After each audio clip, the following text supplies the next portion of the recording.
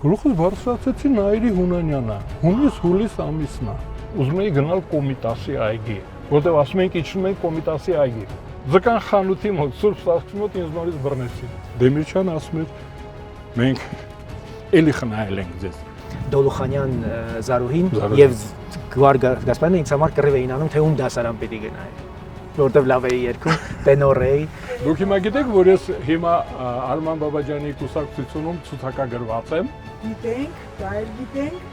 ողջունում ենք։ Ես խնդրում եմ իմ ներկայությամբ դες բաներ մի արա, ասում եմ, ինչի, ես ագենտ եմ։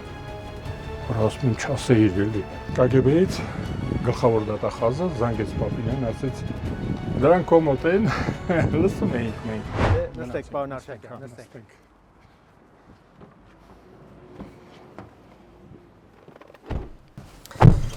Պարոն Արշակյան, այսօր ուզում եմ տենց Երևանով իրար հետ պտույտ, այո, պտույտ Երևանի Պետք է ասենք մեր Երևանի։ Այո, մեր Երևանով, Երևանի Մենք փողոցներով մեր Երևանում եւ այտենց ուզում եմ մի քանի կարևոր հիշողություններ կիսվեք, եթե դեմ չեք։ Կարծում եմ նաեւ պտույտը Երևանի ինչ որ առանձին հատվածներ ձեզ հետաքրքիր հիշողություններ նաեւ կարդացնի, որոնք գուցե մինչև հիմա ձեզ համար կարևոր չի եղել մտաբերելու, կիսվելու, բայց կարծում եմ մեզ հետևողներին անչափ կարևոր է։ Գիտեք ինչ է ինձ հատկապես հետաքրքրում։ Լավ, դուք ամբողջ ձեր երիտասարդ կյանքը նվիրեցիք պետությանը, մեր ժողովրդի ազատագրությանը եւ ձեր երիտասարդ տարիները ըստ էության անցկացրիք անազատության, զրկանքների, հետապնդումների մեջ։ Ուրիշ ընտրություն չկար, ինչի գնացիք այդ ճանապարհով եւ որ պահներ, որ սենց մի անգամից այլ ընտրանք չթողեց, որոշեցիք, որ հենց այդ ուղով պիտի գնաք եւ պիտի ձեր կյանքը նվիրաբերեք պետությանը, պետության ազատագրությանը։ Ես բազմաթիվ հետաքրքիր պատմություններ եմ կարդացել, վերջերս սկսել եմ կարդալ Վարդան Հարությունյանի հետաքրքիր ուրեմն ձեռնարկը ընդհանրապես այդ կարևոր շրջանի մասին։ Եվ ձեր կտորն է շատ հետաքրքիր, ուզում եմ դրա մասին պատմեք, այդ երիտասարդության մասին։ Դպրոց, ընկերներ, ընկերուհիներ, ուրիշները իրենց կյանքով ապրում էին, դուք ինչի որոշեցիք ձեր կյանքը այլ ճանապարհով շարժել։ Ես որոշ իմաստով հանգամանքների զոհ եմ։ Հանգամանքները այդպես դասավորվեցին։ Ո՞վ է ձեզ այդ հանգամանքը այդ աստիճան։ Ծագումը նախ ծագումը։ Ես ծնվել եմ ցարական բանակի սպայի ընտանիքում։ Այսինքն իմ պապը եղել է ցարական բանակի սպա։ Պորոչիկ։ Դա արդեն նշանակում է մենք գիտեինք, որ աքսորներ, հա, եւ իջալուց նաեւ կուլակներ են եղել, մերոնք ունեզրկվել են, ազատազրկվել են Սարդարապատ, Զանգեզուրի կռիվներին են մասնակցել։ Մի խոսքով մեր տանը արդեն որոշակի ռեժիմ կար, որ մեր տանը փոքր երեխա ժամանակներից մեր տանը պայման կար, որոշ բաներ տանը քննարկվում են, դա դրսում չի կարելի հնչեցնել։ Ասենք փակ բերան լինել, դա պայմաններ էին ասում, կոպիտ ասում էին, դանակա որ դնեն, բերանը բացեն, պետք է բերանը չբացվի։ Տղա երեխաներին մենք զարմիկներով գիտեինք, որ մեր տանը բաներ կան, որ ուրիշները չպետք է իմանան։ Ռուսների մասին Դե աքսորները, Բելամոր կանալը, Ալտայսկի կռայ, հետո պատերազմը մեր հայրենիք։ Մենք դա գիտեինք, փոքր ժամանակ տատիկ, պապիկ երգում էին, այդ տիրակնամուտի մոմերը կամ ճրակը վառ պահելը, այնց ավանդական հարաբերություններ կային, բայց կար նաև մի նրբություն։ Իմ տատիկը ռուսախոս էր։ Եվ ես հայկականությունը, այդ ազգային ամեն ինչը հավատացյալ լինել, ես մկրտվել եմ սուրբ էջմիածնում հատուկ, բայց միևնույն ժամանակ իմ գրաճանաչությունը սկսվել է կիրիլիցայով։ Հարցուկ այսօր դա խնդրեմ ունեին, մամաս ասեց ոչ մի դեպքում հայերեն։ Մեսրոպ մաշտոց, սուրբ մեսրոպ մաշտոց ու ձախլիկ էի, ոչ թե ձախով, այլ ձեռքով պետք է գրես։ Միջև հիմա չեմ սիրում գրել։ Որովհետև դա ծագում է, ընտանիքում կար որոշակի մթնոլորտ լարված։ Լավ, բայց ընկերներ ունեիք, խաղում էիք։ Տեսեք, ես այն տարիքի համեմատ բավական աշխուժ եմ եղել։ Միաժամանակ գնում էի եւ նկարչության դասընթացների, մեր դպրոցը նկարչական թեկում ուներ, եւ դոսաֆում ռադիոտեխնիկա էի ուսումնասիրում, եւ բռնցքամարտիկ էի, պատանի բռնցքամարտիկ, ու որպես հատուկ իրադարձություն 1965 թվականի ես դպրոցական էի մայիսի տոներին, մայիսի 1-ին 2-ին։ Այդ առաջին արդեն իրադարձություններն են։ Շատ հետաքրքիր ընթացք ստացավ։ Հիմա ես կարելի ասել բացի այն, որ ոնց հայտնաբերեցին ձեզ եւ դուք ինչպես հայտնվեցիք։ Դրա համար եմ ասում, իրադարձությունները դարձրեցին 1965 թվականի մայիսի նախօրյակին պատանի բռնցքամարտիկները Վլադիմիր Ենգիբարյանի դպրոցի ճիշտ է, բռնցքամարտիկ եք եղել։ Այո, պատանի բռնցքամարտիկ, այո։ Մեր մարզիչը մարզիչը ձեր ողջը ողջ է, հրաշալի մարդ է։ Ես կարծում եմ, որ եթե կան մարդիկ, որոնց որ ես կարող եմ ասել իմ ուսուցիչն են, որոնց փորձել եմ նմանվել, Ռաֆայել Մեհրաբյանն է։ Այ ասպետության դաս, այ բռնցքամարտիկները ասպետության դաս էին անցնում։ Գիտեք, Ջեք Լոնդոնը մի պատմություն ունի բռնցքամարտիկի եւ ցլամարտի միջև ինչ տարբերություն կա։ Ասում էր դուք բռնցքամարտիկները զինված են, իրենց բռնցքները զենք են, օգտագործելու իրավունք չունեք, որովհետև դիմացինը զինված չի, բռնցքամարտիկ չի։ Ուրեմն Ռաֆայել Մեհրաբյանի հրամանով սս տղաներ, որպեսզի մայիսի 1-ին մենք հրապարակով անցնենք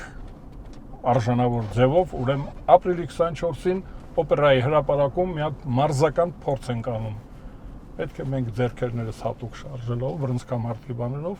ապրիլի 24-ին, ասեց ժամը 10-ին, բայց ինքը նկատի չունի ապրիլի 24։ Չէ, մենք չգիտենք ապրիլի 24 կա։ Իսկ ինքը գիտի։ Ինքն էլ չգիտի։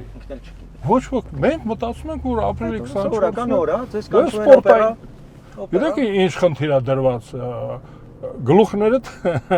պետք է անվտանգ լինի։ Ռաֆայել Մեհրաբյանն ասում էր, բռնցքամարտիկի խնդիրը ոչ թե դիմացինին վնասելն է, այլ սեփական գլուխը անվտանգ պահելը։ Լյարդը եւ գլուխը, այդ երուսը պետք է պահեք։ Մենք դա հասկանում ենք նաեւ բացատրում էր այդ բոլոր պարապմունքների ժամանակ նաեւ բաներ կրթական մի 10 րոպե կարող ասում էր որ ուրեմն դուք բանեք արժեք եք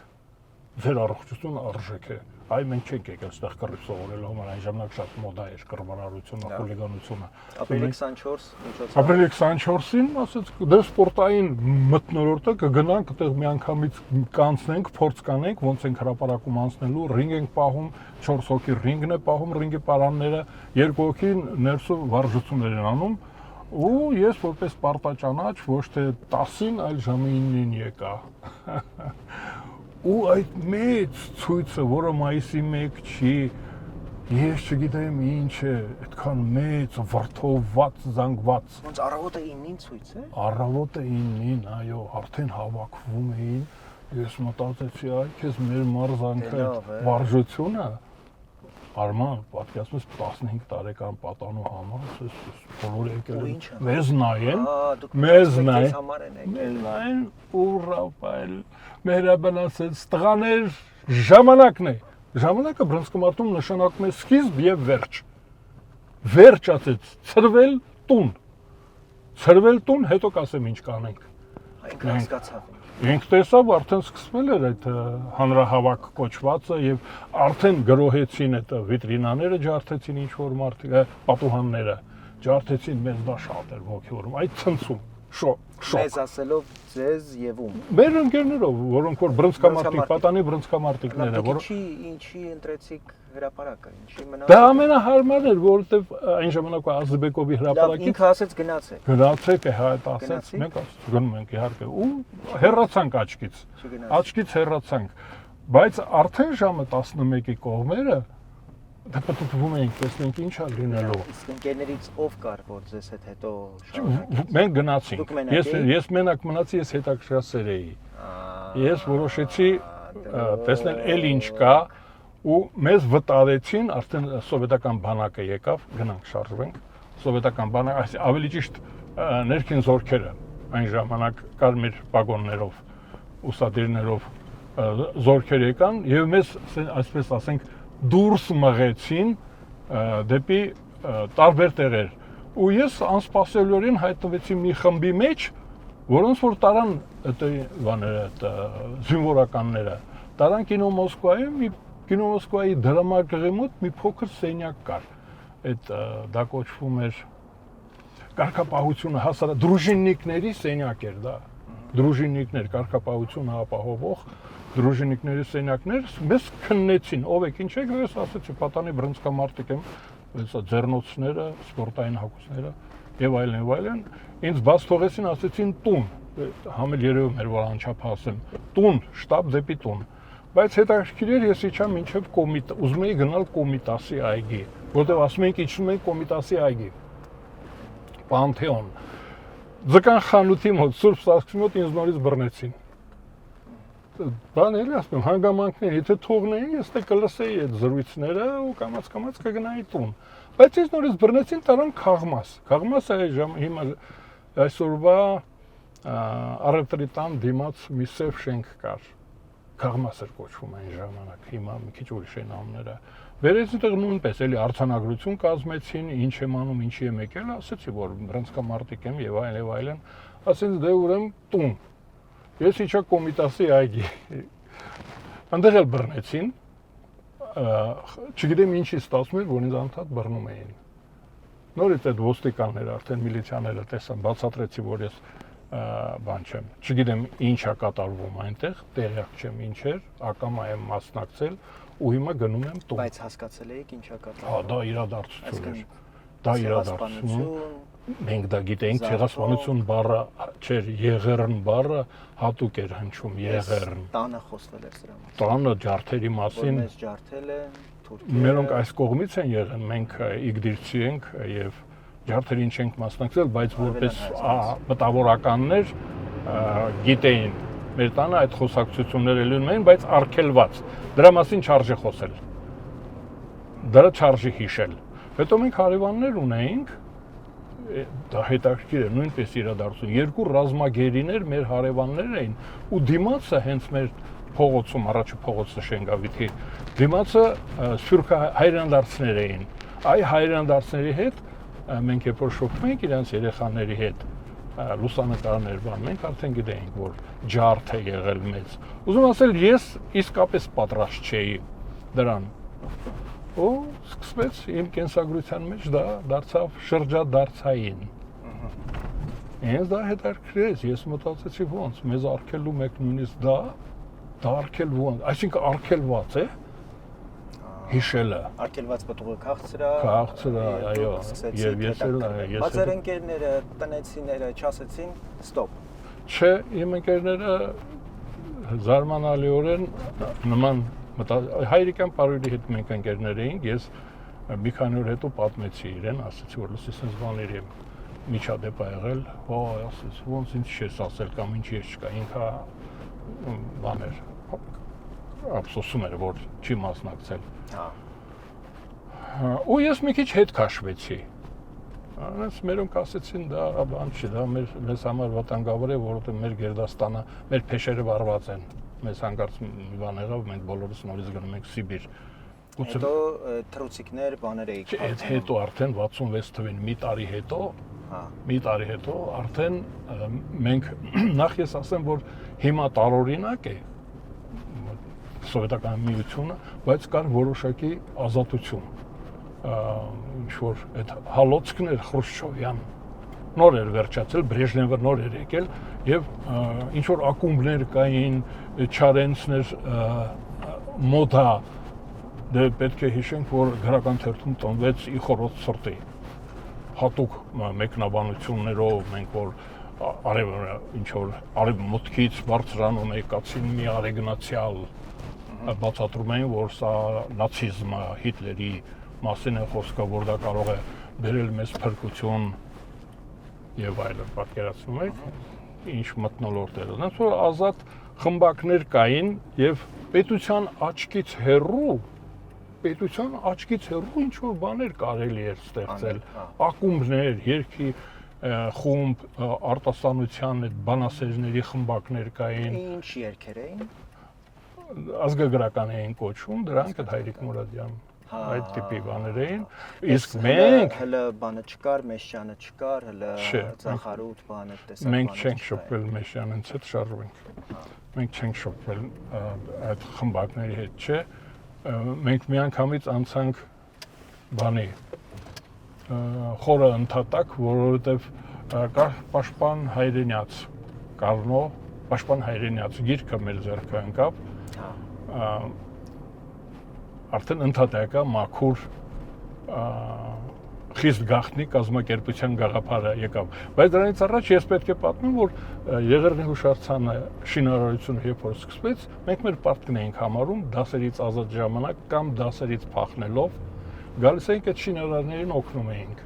Ու այնտեղ ես հանդիպեցի մի հոգու, որը մեծահասակ մարդ էր։ Նո, երևի մեծահասակ իմ կարծիքով այն ժամանակ մեծահասակ, երևի մի 40 տարեկան Մեսրոպեր անունը, դա էլ էր գալիս պարբերաբար ու օգնելու, ինքը շինարար չէր, օգնում էին կամ այդ արդեն հետաքրքրասերները կամ ես չգիտեմ, զբոսավայր չէր, բայց այդ արհեստավորները արդեն մեզ ճանաչում էին։ Մենք գալիս էինք իմիջիայլոց այդ Էրեբունի պեղումներին էլ մենք գնում օգնում էինք։ Ուզում ինձանից էր դա էլի, ես ասենք որտեղ որ այդպիսի բան կար, կամ հիմա քանի որ այստեղ ենք, այս Կոմայգում, այն ժամանակ Կոմայգ էր կոչվում, իմիջիայլոց նաև առևտրի տանը կար փողային նվագախումբ, այդտեղ էլ նվագախմբում էլ բարիտոնիստ էի, այսինքն մեր այդ նվագախմբի տղաներից մեկի հայրը այս պարահրապարակում սաքսոֆոնիստն էր։ Այսինքն մենք գիտեինք որ օրերն են լինելու այդ հանդեսները, հանդես էր որովհետև գալիս էինք, դե մենք երեխա էինք, 13 տարեկան, 14-15 պատկերացնում եք, չէ, այդ պարի բաներն էինք նայում։ Հետաքրքիր էր, ես մտածում եմ, որ հիմա էլ կարելի է Երևանում, հիմա տեսեք մեծ պարային խմբեր կան, տոներ, բայց այն մի փոքր տեղը, այդ հրապարակը բանով ջրանցքով առանձնացված էր, լավ էր, էլի մարդիկ արդեն երևի գիտեին ովքեր են եւ պարողները եւ երաժիշտները հաստատ այգին էր պատվիրում, դիմացն էլ մի կինոթատրոն կար, կրկնվող ֆիլմերի կինոթատրոն էր կոչվում։ Մի խոսքով սա հետաքրքիր բան էր, պարահրապարակը։ Աշոտին, Նավասարդյան, մյուսներին երբ հանդիպեցիք, ինչ հանգամանքներում, հետո դա նաեւ ձեզ հետ կապված անձնական պատմություն ունի, դուք ամուսնացաք Աշոտ Նավասարդյանի քրոջ հետ, դա մինչև կալանավորումներ, կալանքից հետո էր։ Դա շատ անձնական բան է, բայց կասեմ մի քանի, դրանպես հուսափում եմ դրա մասին խոսելուց, Նավասարդյան Աշոտի քույրը իմ դասընկերուհին էր, մենք դասընկերներ էինք։ Դուք Աշոտին ճանաչել եք քրոջ միջոցով, ու քանի որ մենք արդեն մտերմացել էինք Կարինեի հետ, մեր մոտ ավանդական հարաբերություններ էին, աղբերը պիտի իմանար քույրը ում հետ է ընկերություն անում, ծանոթացանք, այո, իհարկե, հավանություն եւ ընկերություն ստացվեց։ Մենք ընկերացանք Նավասարդյան Աշոտի հետ ու արդեն դրանից առաջ այդ Ծիսարնագաբերդի այն ժամանակ Պանթեոնի մոտ ենք Պարոն Արշակյան, եթե դեմ չեք, մտնենք։ կուզեք մի հատ մտնենք, քայլենք։ Հա, գնանք այնտեղ, հա։ Այո, գնանք։ Ուրեմն այդտեղ մենք ծանոթացանք, դուրս եկանք մեծահասակների վրա, այդ խմորվող ընդհատակյա պատանեկան կազմակերպությունից, կազմակերպությունը պատկերացնում եք դուրս եկավ մեծահասակների վրա Հայկազ Խաչատրյանի, Շահեն Հարությունյանի եւ Ստեփան Զատիկյանի վրա։ Իրենց այստեղ հետո մենք արդեն երբ որ մտերմացանք, անկեղծացանք, որոշ բաներ բացեցինք։ Մենք իրենց էինք հավաքագրում, իրենք մեզ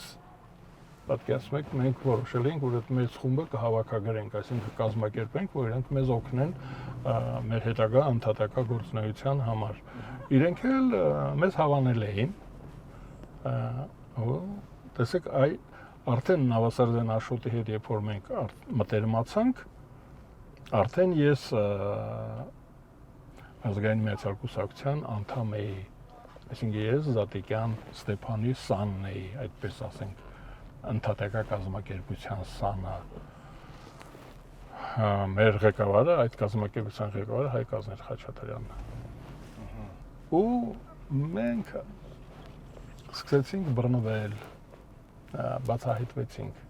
Շատ պատահաբար ստացվեց։ Իսկ այդ բացահայտումը ներքին դավաճանական Չէ, շատ բաներ, անմեղ բաներ էին տեղի ունենում։ Մեր դպրոցում, 86-րդ դպրոցում ինչ որ թռուցիկներ էին բաժանել, կարծեմ Գեմբարսկու նամակներն էին։ Կամ դրանց մասին ինչ որ բան, մեկը ես իհարկե պահեցի, իսկ ընդհանրապես ինչ որ մարդիկ եկան քաղաքացիական շորով, բոլոր թռուցիկները հավաքեցին, երեխաներից վերցրեցին։ Ես մեկը պահեցի իմ մոտ։ Դա չեմ հանձնելու։ Իջնում ենք։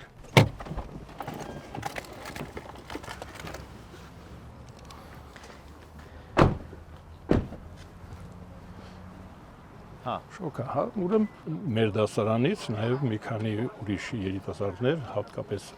Թելման Մելոյանը ակտիվ միացավ,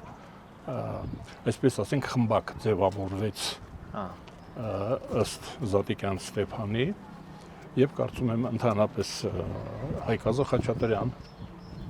Շահեն Հարությունյան բան, քանի որ դրանից առաջ արդեն դատավարություններ էին եղել այդ 7 հայրենասերների, մենք արդեն որոշակի փորձ էինք ձեռք բերել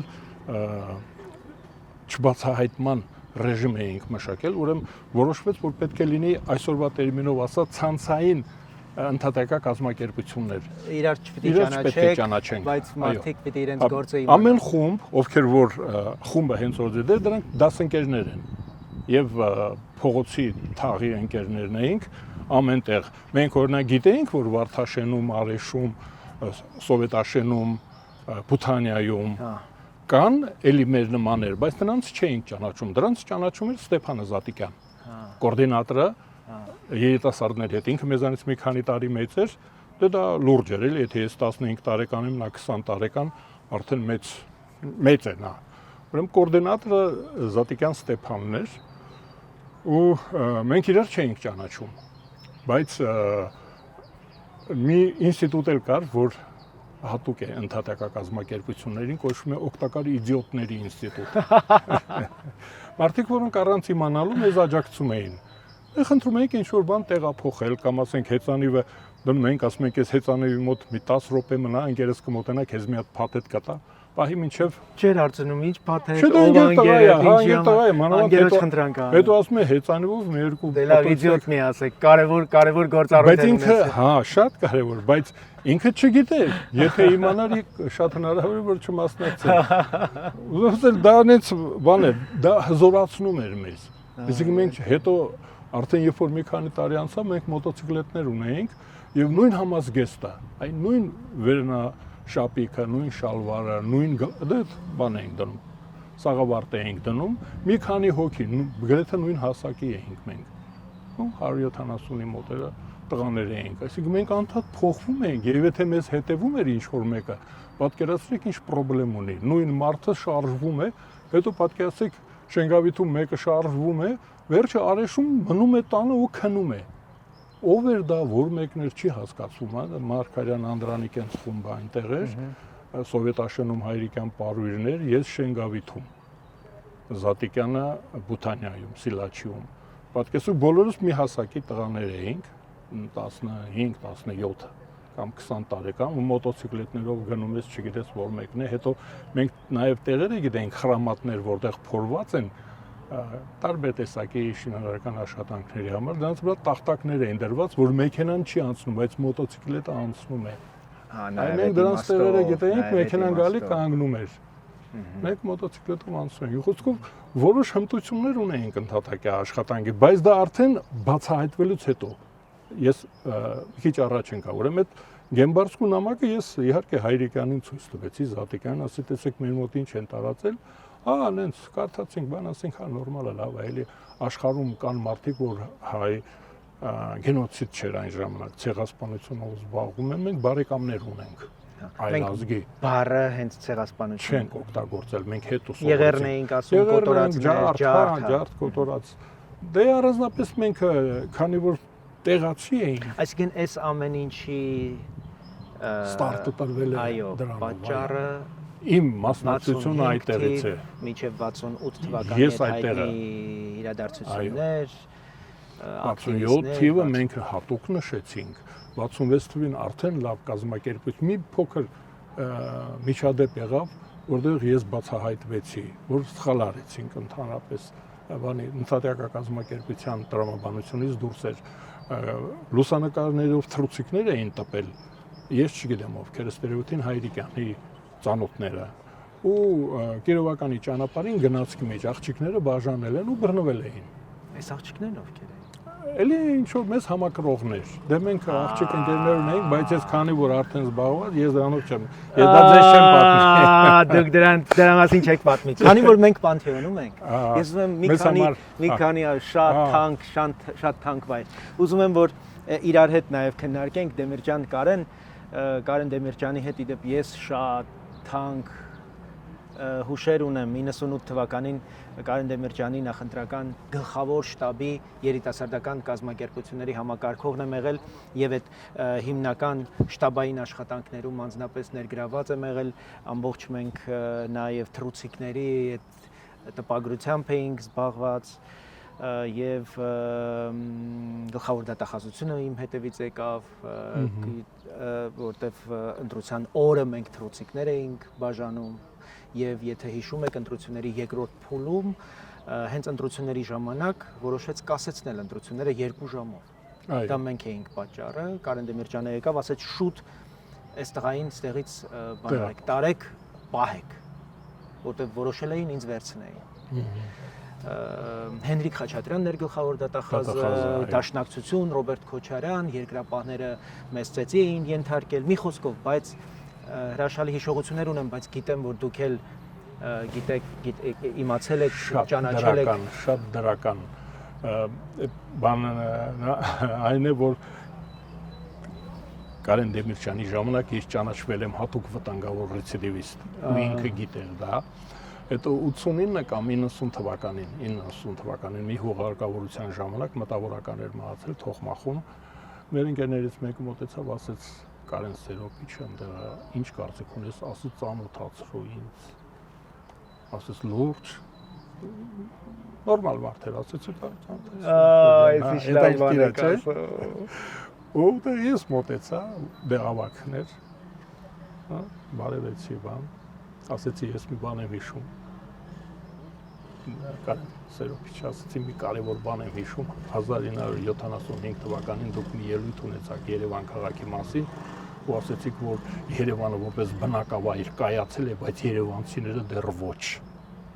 ասեցի դա շատ հետաքրքիր բան էր ես չէի սպասում որ ասենք այդ Պաշտոնյան նոմենկլատուրան ՑԿ մեկա բան ծիծաղեց բնեց կարելի ասել այսպես քքվեց ասեց Բայց դու գիտես, որ արդեն կայանում է Երևանցին, այդ շարժումը սկսվել է Երևանցին որպես առանձին ինքնություն ունեցող Արման ջան, շեշտը գիտես ինչի վրա եմ դնում, որ այդ շարժումը մեզ քաղաքացիություն բերեց նաև որպես սիտուայե պատկերացնում, այո, որպես քաղաքացի ոչ միայն բնակիչ Երևան, այլ մայրաքաղաքի ինքը դա արձանագրեց, դուրս եկավ Դե ասեցի բան անենք մենք Եվ քաղաքականությունը լինում է մայրաքաղաքում։ Մայրաքաղաք։ Ինքը դա ասեց։ Policy։ Այո։ Policy-ն է դա։ Դա 89 թիվ պատկասում ես ասեց որ բայց դու տեսնում ես ես միշտ իր նկատմամբ հարգանքով Իսկ հետո վերստին որ վերադարձավ 98-ին եւ 99-ին հարաբերություն ունեիք, պահում եք։ Շատ, այսինքն հետո ինքը դարձավ հայ էլեկտրոգործարանի տնօրեն, ես թռչնաբուծարանի։ Այդտեղ արդեն մենք տնօրեններ, արդեն գոլեգաներ էինք, ես հատուկ այն ժամանակվա օրենքների սահմաններում այդ գործարանի բանվորներին մատակարարում էի թռչնամսով եւ զատիկի ձվով։ Դա ռազնարյատկայով չկար։ Այնպես որ մենք ձեր կողմից դե ձևակերպում էի,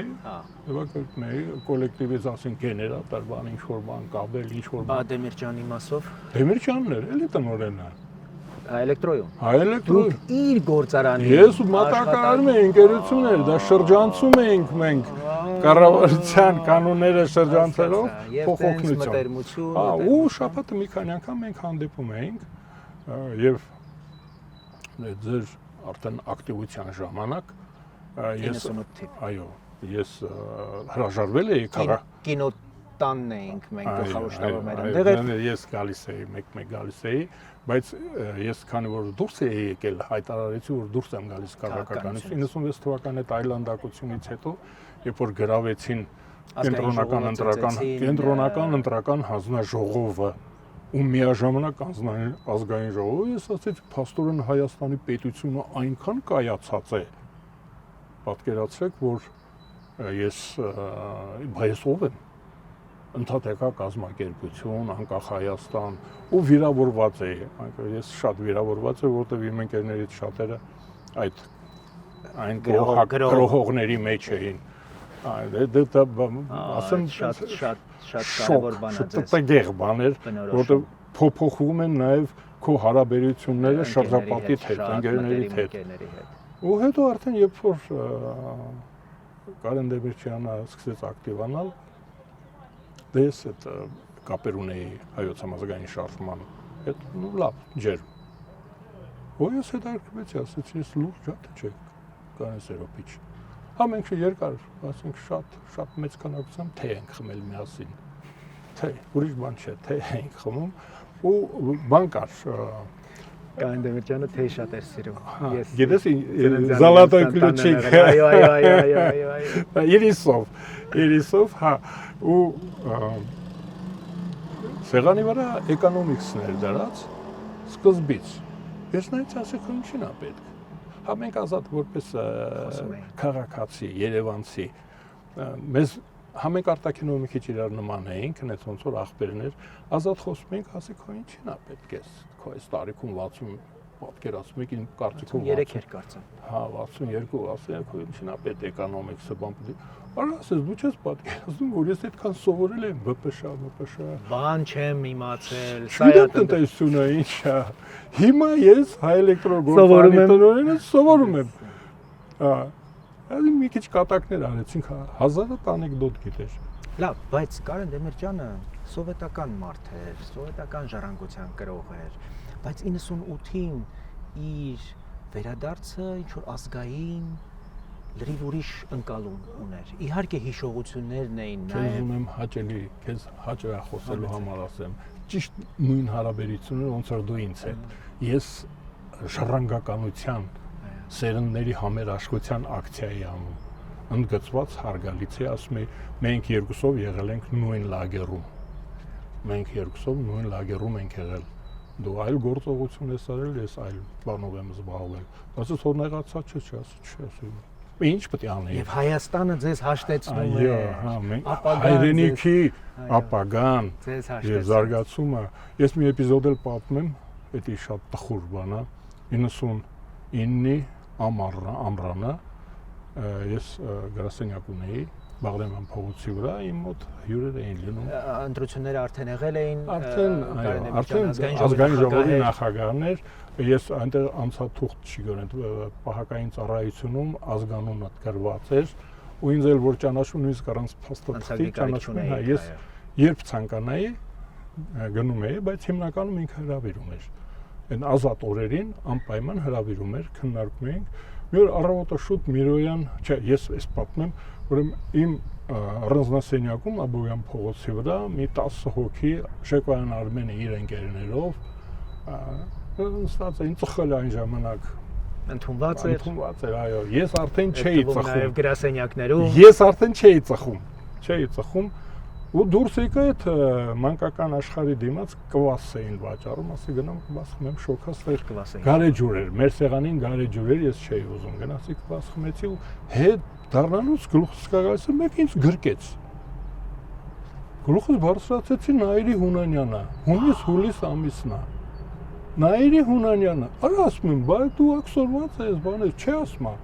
թույլ են տվել, ես ինչ-որ տպարան ունեմ,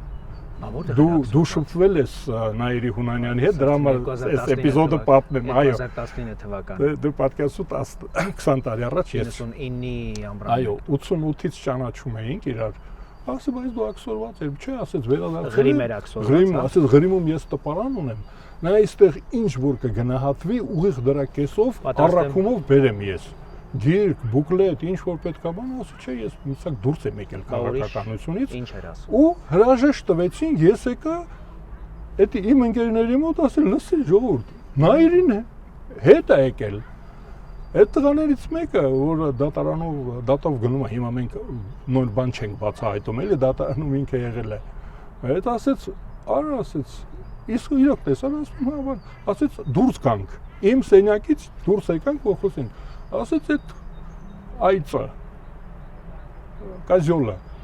այդ մի շաբաթ մեր տնից չի գրում, ասի, ինչ գործ ունի քո հետ, ամունը տամ չէ,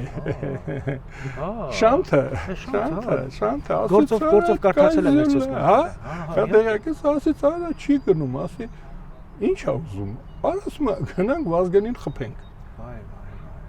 Արա ասի Շան ջան, դու հիմա գիտես, որ հիմացող չհայտնող եք, բա որ խփի։ Ասես լուրջ ես ասում, արա ասի, բա որ խփեն։ Հիմա դու գիտես, ինձ էլ ասեցիր, ես իբր թե որպես ավակ ընկեր։ Ներս մտանք այդ տղերքին ասեցինք, եկե ժամով դուրս եկեք դրսում ծխեք։ Հասկանանք ինչ պիտի։ Հա, հեռախոսը վերցեցի, զանգում եմ պաշտպանության նախարարություն։ Ներ ինձ ասում են Վազգեն Սարգսյանը, չէ, արդեն վարշակն է։ Դուք զանգում եք կառավարություն։ Վազգեն Սարգսյանին Շիրխանյանին, ես ում որ ճանաչում էի, Շիրխանյանին, ասեցին տեղում չի բան, հետո կզանգի, արա ասեցի դավալու։ Զանգեք Արամին։ Զանգեցին քարտուղարին, ասեց ինքը եկել է քաղաք ու շատ հնարավոր է, որտեղ Արամը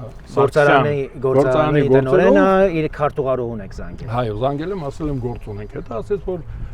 եկել է Երևան, շատ դա այն ժամանակ Սոտովի չկար։ Ասեց շատ հնարավոր է որ ձեզ հանդիպի եւ այլ, ասեցինք դե լավ։ Արամը հենց որ գալիս էր կառավարություն գործերը վերջացնում էր, գալիս էր մեզ հետ նաեւ ազատ զրույցի։ Իմ հավաքատեղի էր, իմ աշխատասենյակը մոտ էր։ Եկավ։ Չէ, Արամը չեկավ։ Բա դուք Սերոպիչին երբ տեսաք։ Չէ, հետո դե Սերոպիչին չզանգեցի, որտեղ Վազգենն է թիրախը։ Հետո Շանթ ասաց որ չեք պատկերացնում որ չէ, Վազգեն թիրախը չի։ Ես ասեցի Վազգենին, Շանթ ասաց որ դա ինձ փորձում է։ Էդի Վազգենն է սարքում Նաիրին, Վազգենի ագենտն է, եկել է որ ինձ փորձի։ Ասի բոլոր դեպքերում արի Վազգենին տեղյակ պահենք։ Ասես լավ, ես այսինչի միջոցով սրան մի քանի տեղ զանգեցինք, ասեց այսինչի միջոցով սրան կասեմ, թող Վազգեն իրան հանգիստ պահի։ Ես հա, էլի, չէ, ինձ չներքաշի, չփորձի ինձ, որտեվ ես այդ պրովոկացիայի մեջ ներքաշի, ես հայրենիք, բան, Շանթը։ Սերոպիչը։ Հիմա հոկտեմբեր 2-ին Միրոյան Ռուբոն ինձ զանգեց։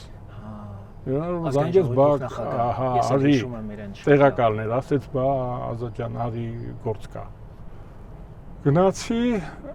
Կարեն Սերոպիչն ասեց, այս դարակների մեջ Վապկեն Արարքցյանի մի հատ թուղթ եմ գտել, կուսակցությունների ֆինանսավորման մասին ինչ-որ թուղթ ես գրել, թղթիկ, զապիսկա ես գրել, հա, ես Արարքցյանի ժամանակ։ Արարքցյանին եմ գրել, ասեց հետաքրքիր է, էլի գրել ես Կարանք էդի քննարկենք, ասի միշտ պատրաստ եմ Կարեն Սերոպիչի, ես հիմա գործազուրկ եմ։ Ասես Նազարյան Վալոդյային, ասի մենք մի ցիստեր արաղ ենք խմել միասին, հենց որ ընկերներ ենք, վարչության պետներ, իրավաբանական։ Ասեց բան անենք։ Դե ում կուզես։ Նստենք քնա, ասեցի ես առաջարկում եմ Վիգեն Խաչատրյանին էլ որպես ստրուկտուրալիստ, համել ասիկ ու պարտկոմնա ծիծաղեցինք, ասեց դե ինժեներ է, ասեց դե դու ես ինժեներ, թող գա ու քննարկենք այդ կարևոր բանը քաղաքական կուսակցությունների ֆինանսավորումը, ասեց մեր մոտ դու գիտես քաղաքական կուսակցությունները ես չգիտեմ ինչ են, ասի ես գիտեմ, բայց չասեմ ինչ են, ասեց լավ պայմանավորվենք, ուրեմն սրանից հետո 2 շաբաթը մեկ այն ազատ օրերին գնանք խումբ ստեղծենք, քննարկենք, ես ասի, բայց ինչ է այդ ընդմիջումներին դու Արշակ Սադոյան հետ ուզում ես ընդգրկես բան, համել ասեցի լսել եմ, որ գալու են Վազգենին խփեն։ Դու ներս քեզ էլ կկպնի։ Ծիծաղեցինք, դե ես ինչ իմանամ, լուրջ եմ ասում, ասեցի արի, ասես լավ, գնամ Ֆրանսիա։ Հա, այցուներ։ Գնամ Ֆրանսիա գամ, ուրեմն ամեն օր մի ամիս, 2 ամիս, մինչև հունվար ամիսը այս հարցը հա, կուսակցությունների կարգավիճակի մասին եւ ֆինանսավորման անդամավճարի, այնտեղ ես առաջարկել նաև յուրաքանչյուր ընտրատեղամասում 3 հոգի ունենա կամ 5 հոգի պարտադիր գրանցումով։ Ասեց այդ քո համար հեշտ է, ասում ես գրանցում, ես տենց բան որ ասեմ, կասեն բանն է վերականգնում, կոմունիստական կուսակցությունն է վերականգնում, ասում թող գրանցվեն, մարդիկ իմանան, որ այս մեկը քրիստոնյա դեմոկրատ է, այն մեկը սոցիալ-դեմոկրատ է, թող գրանցվեն։ Ասեց լավ, գնամ Ֆրանսիա կգամ, կհանդիպենք, այդ բանը կանենք։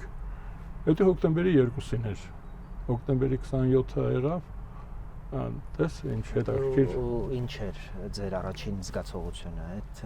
ես համարեցի, որ ինձ պատմության, նորանկախ պատմության ես համարեցի, որ կրակել են մեր բոլորի վրա։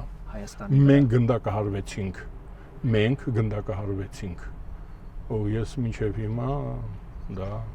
համարում եմ շատ մեծ ողբերգություն։ Ու նաև ձեր կյանքի, ձեր պայքարի մի շատ կարևոր հանգրվան, որտեղ ուղղակի նաև անձնական ցավ 2 անձ Կարեն Դեմիրճյանը եւ Նավասարդյան Աշոտը ինձ համար նրանց կորուստը ամայացրեց։ Այ հիմա ես միայնակ եմ։ Իմ սերնդակիցների հետ չեմ շփվում։ Չկամ։ Ես չեմ ուզում շփվել։ Ինչ որ բան այդ ամբողջ համակարգը փլվել է։ Հա, Արման ջան, հիմա դու այն նույնն է, ինչ որ ես դուք ձեզ միայնակ չզգաք ամենակարևորը։ Չէ, տես, երբ որ Դեմիրճյանը ինձ հրավիրում էր այդ թեախմություններին, հետո շատ անձնական զրույցներ են եղել, տարբեր տեսակի, որոնք չի կարելի։ Չեմ կարողանում մոռանալ երաժշտության նկատմամբ իր պատկերացնելի ուղղակի սերը եւ ոնց էր այդ սուլում սիմֆոնիկ գործերը մի ամբողջ ոնց էր շատ հետաքրքիր մարդը հիմա մենք կանգնած ենք այստեղ շատ հետաքրքիր ես շատ մեծ այ հիմա ես որոշ չափով իմ օքո հարաբերությունները ու իմ մյուս ընկերների երիտասարդ քաղաքական գործիչներին բանալուց մեծամտորեն ասում եմ ես դա արել եմ ինչ որ դուք եք անում ես էլ եմ արել ու խոցվեց մեր հայրենիքը հոկտեմբերի 27-ին մենք բոլորս գնդակահարվեցինք Կարեն Սերոպիչը գնաց ու մենք լուրջ չընդունեցինք գնացինք մեր ճշնամով ես դրա անունը դնում եմ Պուտին Հիշում եք չէ Պուտինը եկավ, հիշում եք Քոչարյանի Պուտին, որովհետև ռուսական իմպերիան, այո, հավաքական կերպար կա։ Լենինը դա նրանք ովքեր մեր պետության բարեկեցությունը, անկախությունը, ինքնիշխանությունը, ժողովրդավարացումը պատրաստ էին իրենց նաև կյանքով պաշտպանել, նրանց կյանքից էր պետք զրկել, որպեսզի Հայաստանը մնա անպաշտպան։ Բացի այդ անձնավորված կառավարման համակարգը նաև խորհրդանշական կար, որ ձեր ամենապաշտպանվածին կխփենք։ Բա դուք ով եք։ Բա դու ասենք էլեկտրիկ, այո, կամ առևտրական գործարար, նկարիչ, երաժիշտ, դու ով ես, ինչ ուզենք կանենք։ Տեսում ենք խփում ամենապաշտպանվածին։ Այ ես դա եմ զգացել որ եւ հետաքրքրական բան եք ասում էլի խփողներն էլ մեծ հաշվով ներքին ձեռքներ միշտ կրկին մենք հիմա այս իրավիճակն ունենք միշտ կան նույն անունները նույն դեմքերը որոնք այդ ժամանակ ասում էին Վազգենը չլինի, Հայաստանը կփրկվի։ Այո։ Հիմա էլ Նիկոլա չլինի։ Հայաստանը կփրկվի։ Այսինքն մեծ հաշվով եւ դրանք բոլորը ռուսական ուրիշ բան չգիտեն։ Բոլորը ռուսական ռուսները ուրիշ շաբլոն չունեն։ Արդեն 500 տարի է ուրիշ բան չեն անում։ Հենց դա է դրել են էլ չեն էլ արտագրում են ուղղակի։ Պետությունը չկարողացավ պաշտպանել իր ամենակարևոր մարդկանց։ Պետությունն էր, այ պետության ես դրա համար եմ պետությունը գնդակահարվեց։ Ու հիմա մենք այդ տաշտակի առաջ կանգնած ենք, պետությունը չի կարողանում իր անվտանգությունը ապահովել։ Պետության հաշվին հակապետական ուժերը գործ են անում, իրենց գործն էլ պետությունը քայքայելն այդ ճյուղը կտրում են։ Դա հիմա Կարեն Դեմիրճյանը ես նախազգուշացրել եմ, ասած որ գալու են, արի, գալու են զբաղվենք պետականաշինությամբ։ Շատ ծանր, շատ։ Ստեղ մենք մեր համար նաև բաներ հանդիպումների վայր։ Հա, իհարկե, հա, բավական շատ հարմար տեղ է, աչքից հեռու, հետո Հրաչյա Ներսիսյանը, իմ պապը Արտաքինով շատ նման էր Հրաչյա Ներսիսյանին, մենք տան ասում ենք այ պապին, շատ մենք նման ենք, ես նման ենք Հրաչյա Ներսիսյանների Գերդաստանին։ Գրողները Իսահակյան, Շիրազ, բայց ամենավիրականը Կոմիտաս։ Նաև Պանթեոնի հետ կապված այդ հիշողությունները 65-ի 65-ի, հետո 66-ի, հետո 66-ում խորհրդանշում էր ցեղասպանությունը։ Ես կարծում եմ ամենահայը, տեսեք Մեսրոպ Մաշտոց, Նարեկացի, շնորհալի, չէ, Խորենացի, բայց Կոմիտասը ունիվերսալ։ Հա, ես մտածում, այ ինձ որ հարցնում են, ես ասում եմ երկու բան պետք է պաշտպանվի Հայաստանում՝ կոնսերվատորիան, Կոմիտասյան, Վան եւ Մատենադարանը։ Այ մենք ինչ սրբավայրեր ունենք, կոնսերվատորիան եւ Մատենադարանը, ընդհանրապես Օշականը եւ Աղցքը, Արշակունիների դամբարանը, Խոր վիրապը։ Տեսեք 5 ասեցի, հա։ Այդ 5 ցանկը ընդլայնվել, որտեղ շատ են։ Հա, բայց չէ, բայց դրանք ուրիշ են, չէ՞, Արմանյա, պատկերացնում ես Աղցքը պետություն ասում ենք անմխիթար վիճակ, արշակ, պետության սիմվոլը։ Տեսեք, այնտեղ պետք է երթման արարողությունը տեղի։ Մենք այստեղ երանք երթվել ենք մեր անդամներին, որ բերում ենք այստեղ սրբավայր է, սրանից երթման տեքստը մոտավորապես։ Դե մոտավորապես ծառայում ենք հայրենիքին։ Զատիկյան Ստեփանն էր գրել։ Մահ թշնամիներին։ Չէ, կառուցողական էր։ Հա։ Կառուցողական, ծառայում ենք հայրենիքին, դեպի առաջ։ Հա։ Գործեն ռուսները։ Գործեն ռուսները մեր բոլոր բաների մեջ էին, բայց մենք բոլորս ռուսաֆիլ էինք։ Ես ձեզ ասեմ, մենք ռուսական դպրոցում այո, կրթված էինք այդպես, բայց մենք ասում ենք իմպերիան ֆոլկլորից հարկավոր է անջատել, ռուս ժողովուրդն է նախ եւ առաջ, առաջին, այո, առաջին Крепостное право, այ ճորտը առաջի ճորտը ռուսն է, ռուսը ում ասում պետություն հիմա էլ որ ասում են կորչեն ռուսները նկատի ունենք Պուտինը ռեժիմը ես այդ բալալայկայի դեմ ոչինչ չունեմ եւ ասեմ ձեզ բանակային եւ այլ ռուս ընկերներ ունեմ ես մեղմացնում եմ էլի եւ ընկերուհիներ լավ էլի ես համուրի եմ հա չէ մենք մեզ ազատ ենք զգացել մեզ երես տվել են ռուս աղջիկները մեզ երես տվել են այստեղ է նաեւ ձեր իմ ընկերը Ես կարծում եմ, որ իր տեղը չի։ Ես առաջարկել եմ ժամանակին, հա, Անդրանիկ Մարգարյանը մեր իրար հետ պայքարի այո, գործընկերներ են եւ 60-ականների որ փուլում եկա։ Հենց սկզբից Անդրանիկ Մարգարյանը եղել է բավական ազդեցիկ։ Զատիկյանն էլ իրան նկատել էր։ Հա, իհարկե։ Մենք sense հնգյակ կար երիտասարդական դուք էիք Անդրանիկը, Պարույրը եւ Հակոբյանը։ Հակոբյանը, այո։ Հակոբյանը Հակոբյանը Հանրապետական կուսակցության Հակոբյանը։ Ահա, կար այնտեղ, բայց ինքը դատվեց, բան հալածվեց։ Հալածվեց, հա։ Ուրեմն մենք հնգյակ, այսինքն sense է ձևը կառուցվածքը, ովքեր որ ունեն խումբ ընդհանրական կազմակերպություն ունեն, նրանք խորհրդի անդամ են։ Հայրիկյանը քանի որ չուներ խումբ, եւ ինքը դա ուզում էր, ինքը դարձավ մեր կոորդինատորը։ Հայրիկյաններ։ Հայրիկյանը, տեսեք ինչ էր, մենք ունեինք, մենք ամեն մեկս առանձին ունեինք մեր խումբը, որ նրանք չեն ճանաչում իրար, մենակ մենք այդ 5 հոգով ենք իրար ճանաչում, ուրիշի չենք ճանաչում, ու քանի որ Հայրիկյանը Սովետաշունում չուներ խումբ, բայց ինքը շատ ակտիվ էր, գործունյա եւ նվիրված հայրենասեր էր, մենք որոշեցինք մանավանդ մեր ավակ եղբայրները Հայկա Զախաչատրյան, Շահենը Հարությունյան եւ Զատիկյան Ստեփանը ասեցին, եթե ինքը ուզում է դուք էլ համաձայն եք, թող ինքը լինի։ Ես Շահենին Ամերիկայում հանդիպեցի եւ շատ տպավորված էի ու Շանթին ճանաչեցի արդեն նման է իրար, ես ձեզ ասեմ նման է։ Լավ, ես ուզում եմ որ նախ գնահատեք էլի հանրապետական կուսակցություն, իր հանրապետական կուսակցություն գալը, այսօր այդ հանրապետականից ինչ ա մնացել, Աշոտի հանրապետականից ինչ ա մնացել, որովհետեւ գիտեմ լավ ընկերներ են մնացել, լավ ընկերներ կան, որոնք չի մնացել Աշոտից։ Ես Աշոտի համար ասեմ, որ Աշոտի պապը եղել է նա Սարդարավատի ճակատամարտի մասնակից եւ սպա։ Հիմա Բաղրամյանի հուշերը կան, շատ ափսոս, որ նրանք չհանդիպեցին։ Նավասարդյան Լևոնը եղել է Մարգարայի կամուրջի պահապան Վաշտի հրամանատարը, քանի որ ես Մարգարայից եմ իմ նախնիները ու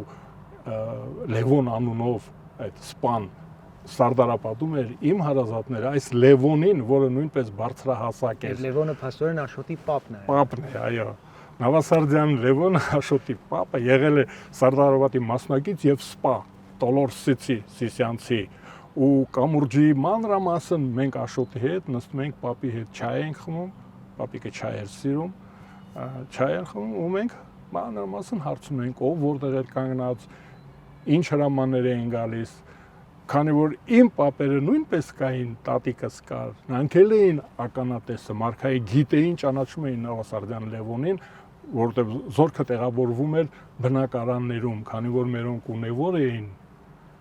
դա կոչվում էր կուլակ, նույնիսկ ձիեր ենք ունեցել,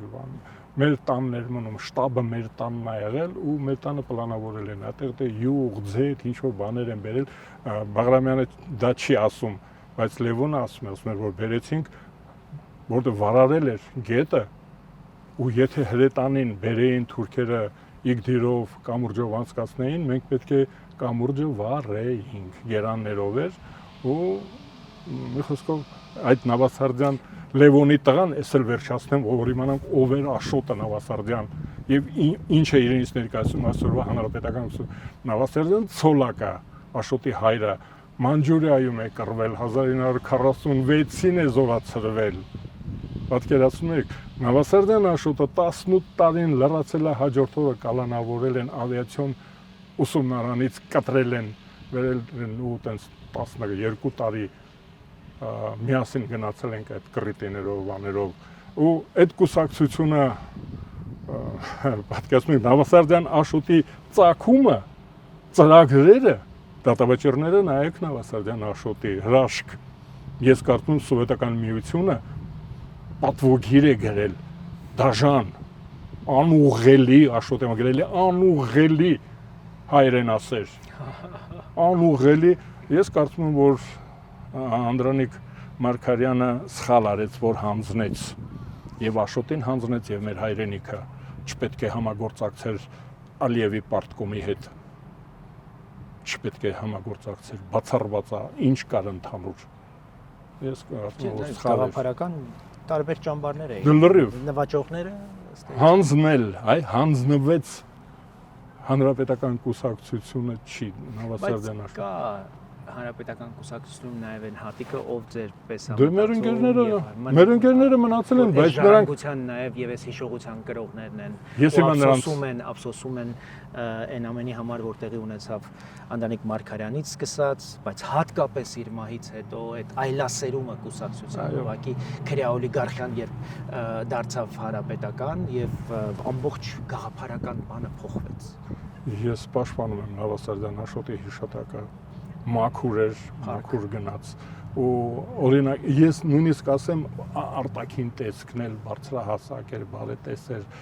էմոցիոնալ էր, բարի էր։ Այ մեր ընկերների մեջ մենք բարի տիպաժ կա։ չենք։ Դուք ինձ ճանաչում եք մոտիկից գիտեք որ ես լավ մարդ չեմ։ Աշոտը լավ մարդ էր։ Աշոտը լավ մարդ էր։ Ափսոս որ իր ժառանգությունը այսպես եղավ։ Հույս ունենանք նաև որ այդ բոլորը վերստին կենթանության ուրեմն կգա մի սերունդ վերադարձնելու այո կգա մի սերունդ որ կգտնվի այդ սերունդը որտեղ հանրապետական կուսակցությունը կարևոր է այդ գաղափարները կարևոր են եւ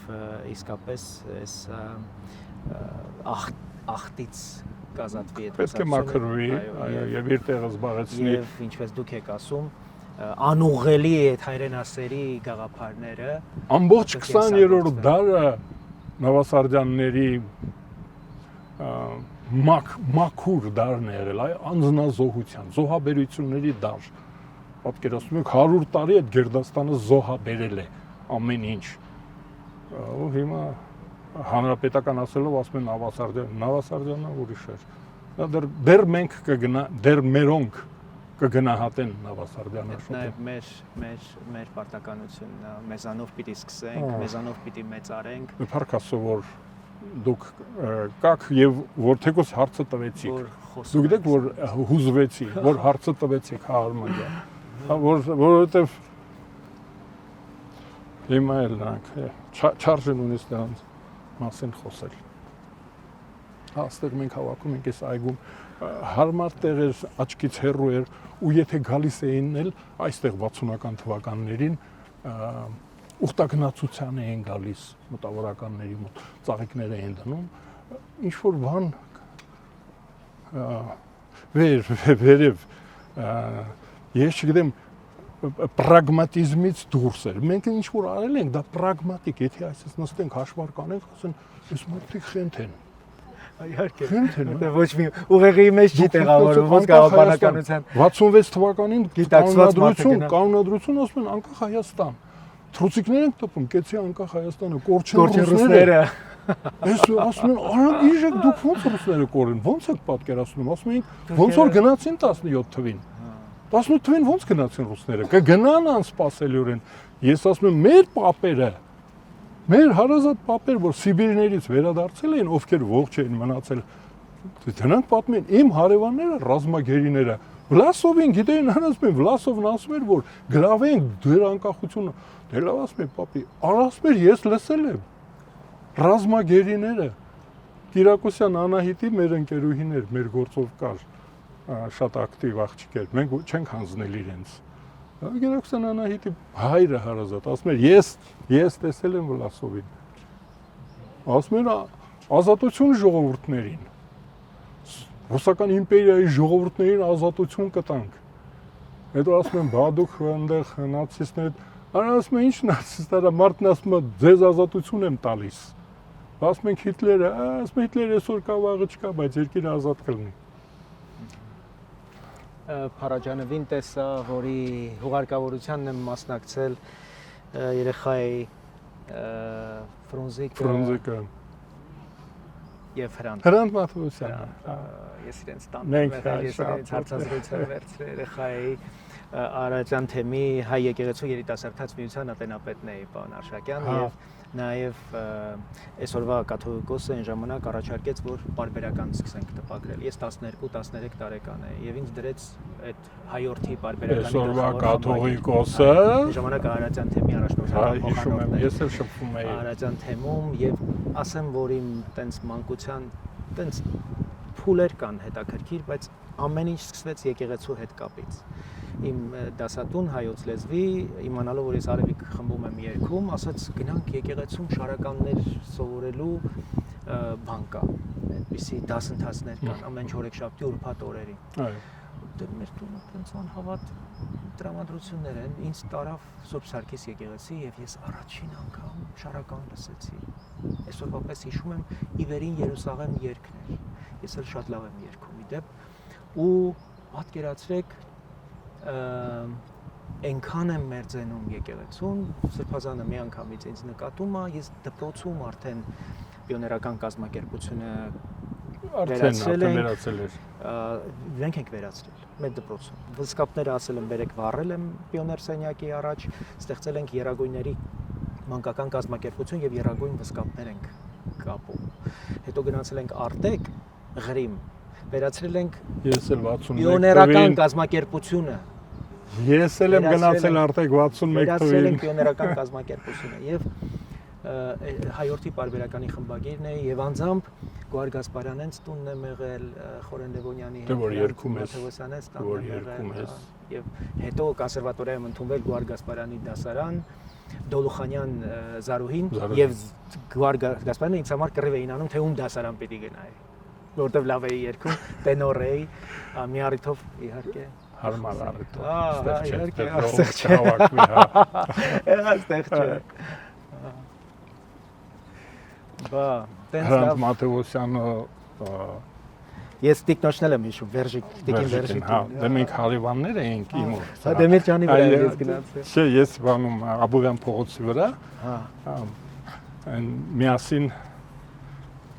ազատ ժամը կոչվածը միասին էինք անցկացնում ու Վերժիկը պայման էր դնում առանց ալկոհոլ, ասում ենք իհարկե։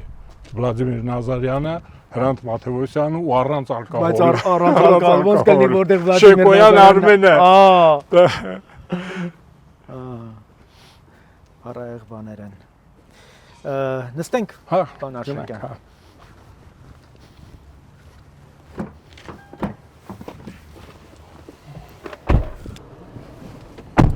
Քանի տարեկան էիք, որ ազատազրկվեցիք։ 24 տարեկան։ Ես այդտեղ պետք է պատմեմ, որ մենք 21 որոշում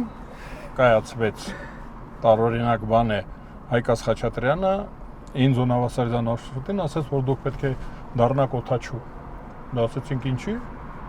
Ասեց, գիտես ինչ, պատկերացնում ես ռմբակոծիչը գալիս է Կրեմլի կողքերը պատատվում է, ասում է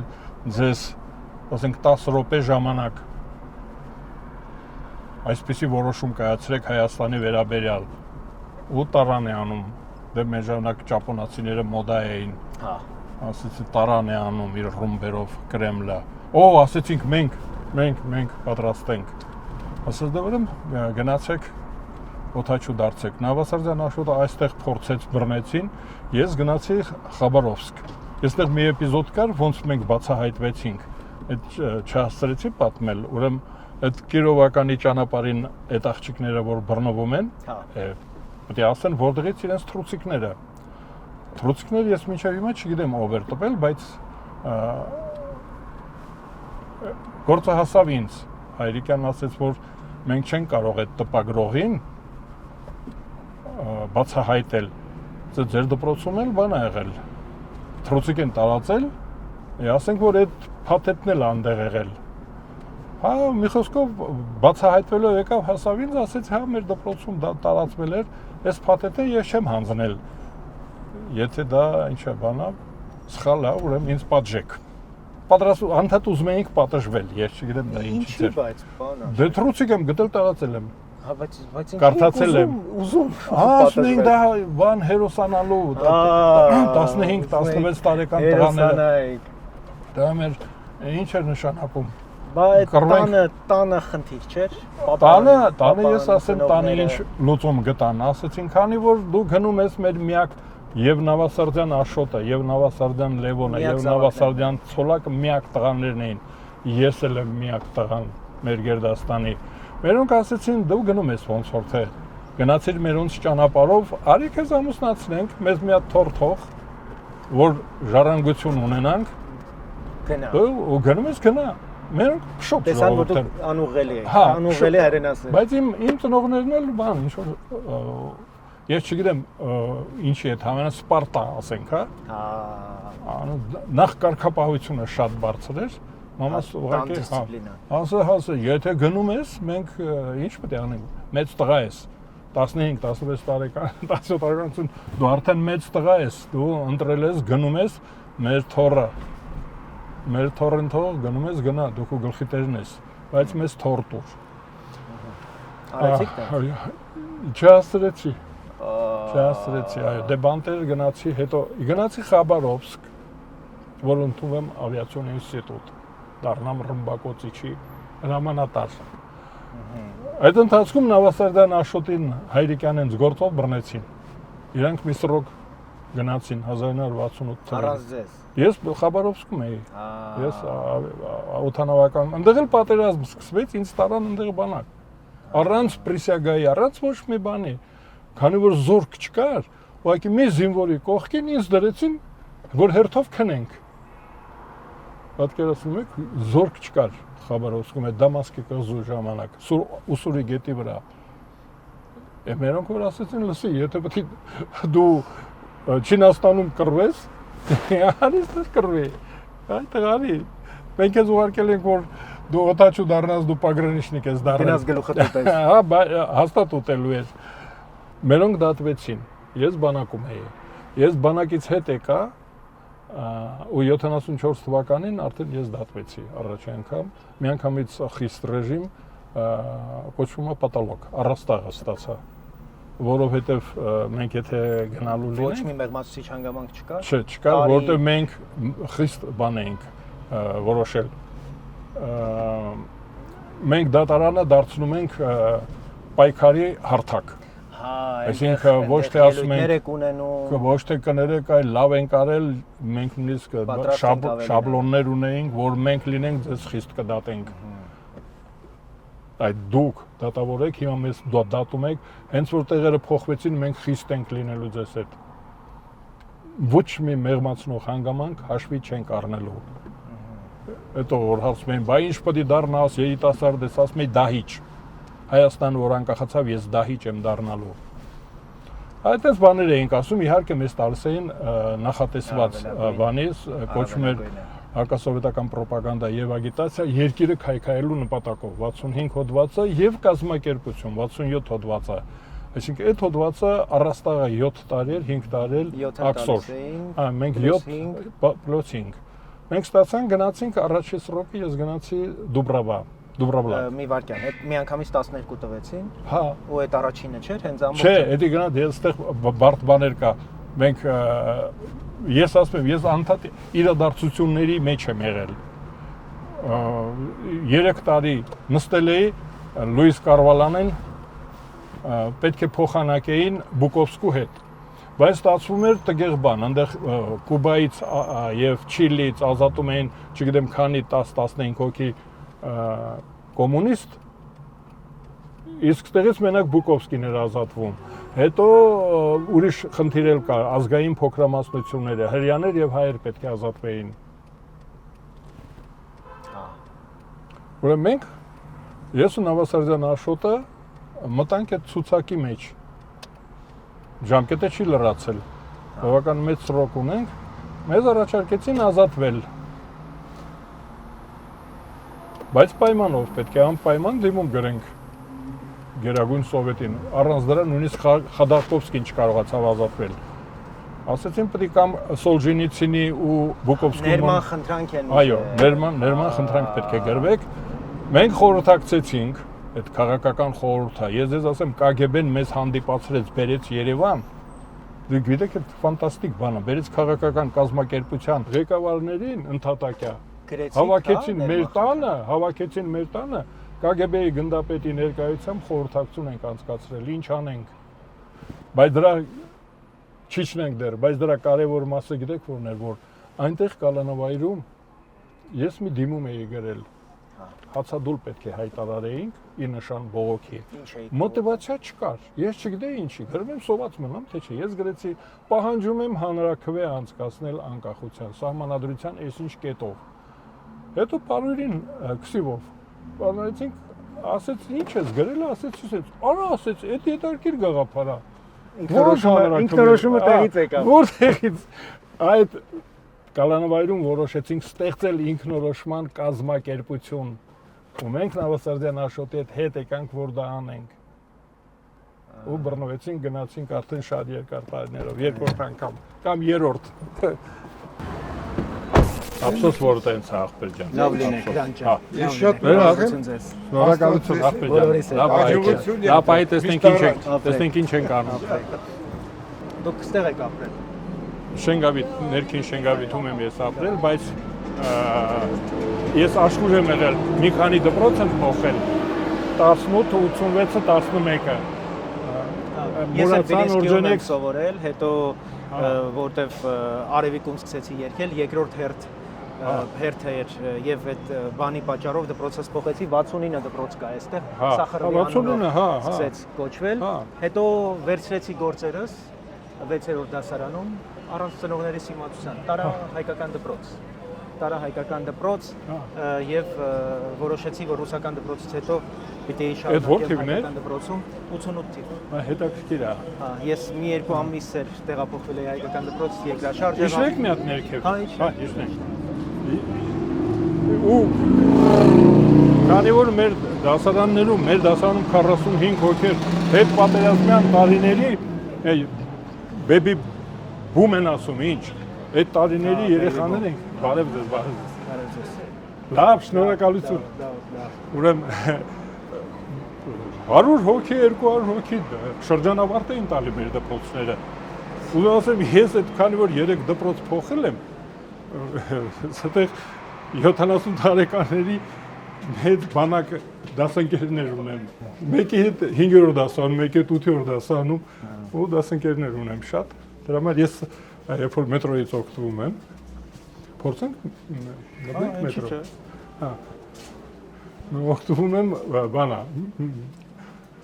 հանրահավաք։ Վագոնում հանրահավաք։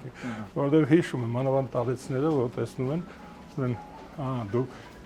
մենք միասին 16-ում, մենք միասին 18-ում եւ այլն։ Բարև։ Լավ, շնորհակալություն, դուք լավ եղեք։ Ճանաչում եք Արմանին։ Հա։ Չէ, դու էլ այս կողմերից ես, հա։ Մեր թաղը։ Մեր թաղը։ Այս երրորդ մաս հայրենի։ Հա, բա իհարկե։ Առաջին մաս շատ թանկ է։ Հա, ինժեներական թաղամասն է, էլի, բանվորագյուղացիական չէ, ինժեներական իրական։ Մեր կողմը ավելի բանվորական է, դե նայրիտներ մեծ մոտ։ Բանք էլ ենք էլի։ Իմ հարազատներն են, նայրիտում են աշխատել եւ հայ էլեկտրոյին։ Այդ բան կա, չէ, անեկդոտ։ Դպրոցում հարցում են, ասում են ծնողներդ, մենք միշտ գրում էինք, ասում էի վայենստրոյ, արա ասում են, տեն չի կարելի ասել։ Հայ էլեկտրո։ 447։ Գլխարկը։ Այսօր մարզանքի եմ քնում։ Պաշտոնական չեմ։ Բարոն Բաբաջանն մենք կարանք քանտիբեր ինչ որ քաղաքական հարցով։ Քաղաքական մանավանդ։ Շատ լավ։ Շնորհակալություն։ Շատ լավ։ Ողջույն։ Այսօր Գայանեն ինձ հարցրեց տնտեսական ծրագրի մասին, այդ 300,000, 800,000, ես ինձ հասանելիք չափով էլի, ասեցի, որ երկու ճանապարհ եմ ես տեսնում մեր ծրագրերը դրա մասին է էներգետիկա եւ արհեստական բանականություն, ինտելեկտուալ աշխատանք։ Եվ ընդհանրապես 300,000-ը միֆ է։ Ես Հայաստանում լիքը աշխատատեղ կա։ Այո։ Եվ լիքը գործազուրկ։ Մեր խնդիրն է դրանց նախ հանդիպացնել։ Այդ չասեցի, բայց ոչինչ։ Երկրորդ ամենակարևորը բարձրաժեք աշխատանք ստեղծելն է։ Հա, ինտելեկտուալ, այո։ Մեր աշխատողները, մենք քիչ ժողովուրդ ենք, մենք փոքր ժողովուրդ ենք։ Մենք պիտի բարձրաժեք աշխատանք մեր ժողովրդի համար ապահովենք։ Բարև ձեզ։ Գործազուրկ են այս մարդիկ։ Հավանաբար 25% աշխատանք ունեն։ 25% Բայց սա հայտարարություն է, այս ժամանակը գիտեք ինչ մեծ փող կարելի է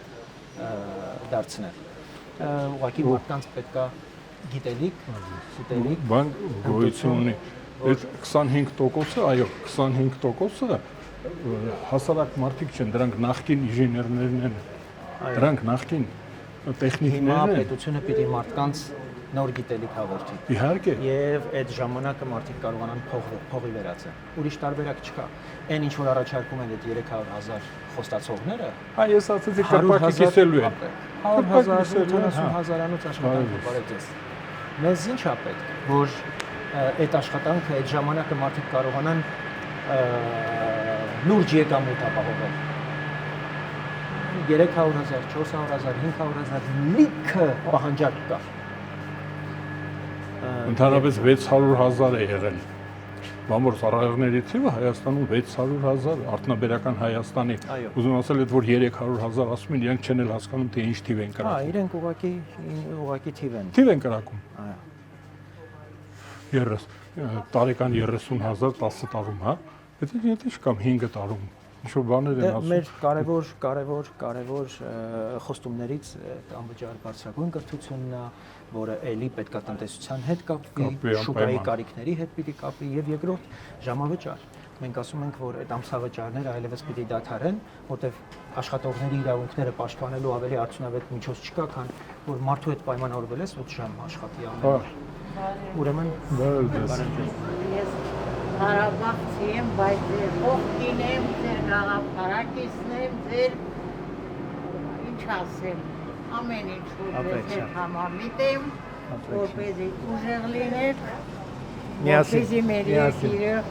լավ լինի։ Իսկ Ղարաբաղ որտեղից եք։ Ստեփանակերտից համագավառ եմ աշխատել ավարտավորություն, որպես հայոց լեզվի։ Հիմա տեղավորվել եք։ Չէ, դե հիմա ես թոշակառու եմ։ Վարձով եք ապրում։ Չէ, ես ապրիլյանից հետո արդեն եկել եք։ Մեր լավ մասնագետների եղել են։ Այստեղ ես գնում գալիս էի, որ պաշտպանեմ, դե չդեմ։ Ինչ անենք, այն գետից էլ սխալ է եղել։ 88 թվից էլ սխալ որոշում է եղել։ Ամեն ինչ սխալ սկսել են, սխալի արդյունքներ քամել են, ինչ անենք։ Դե հիմա սխալները շտկելու, սխալներից դասեր քաղելու ժամանակն է։ Դե ահագ գործերին փաստորեն, բայց պիտի չկորցնենք։ Այնպես անենք, գոնե հիմա խելքներս, գլուխներս հավաքենք, հանուն այդ մեր նահատակների, մեր երեխեքի այլևս ապրենք,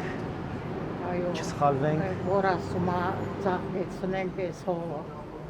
Գիտեք, Ազատ Արշակյանն էլ մեր թիմում է, մենք Այո, միասին ենք։ գիտեմ, ես իրեն խոսում եմ, ընդհանրապես այդպես քաղաքականությունին հետևում եմ։ Ոչ թե քաղաքականությամբ եմ զբաղվում, այլ Դե որպես ինքը ձեզանով չզբաղվի, դուք պիտի իրանով հետաքրքրվեք։ Այո, բարևներ ձեզ հաջողություններ։ Հաջողություն։ Որպես առիթ նաև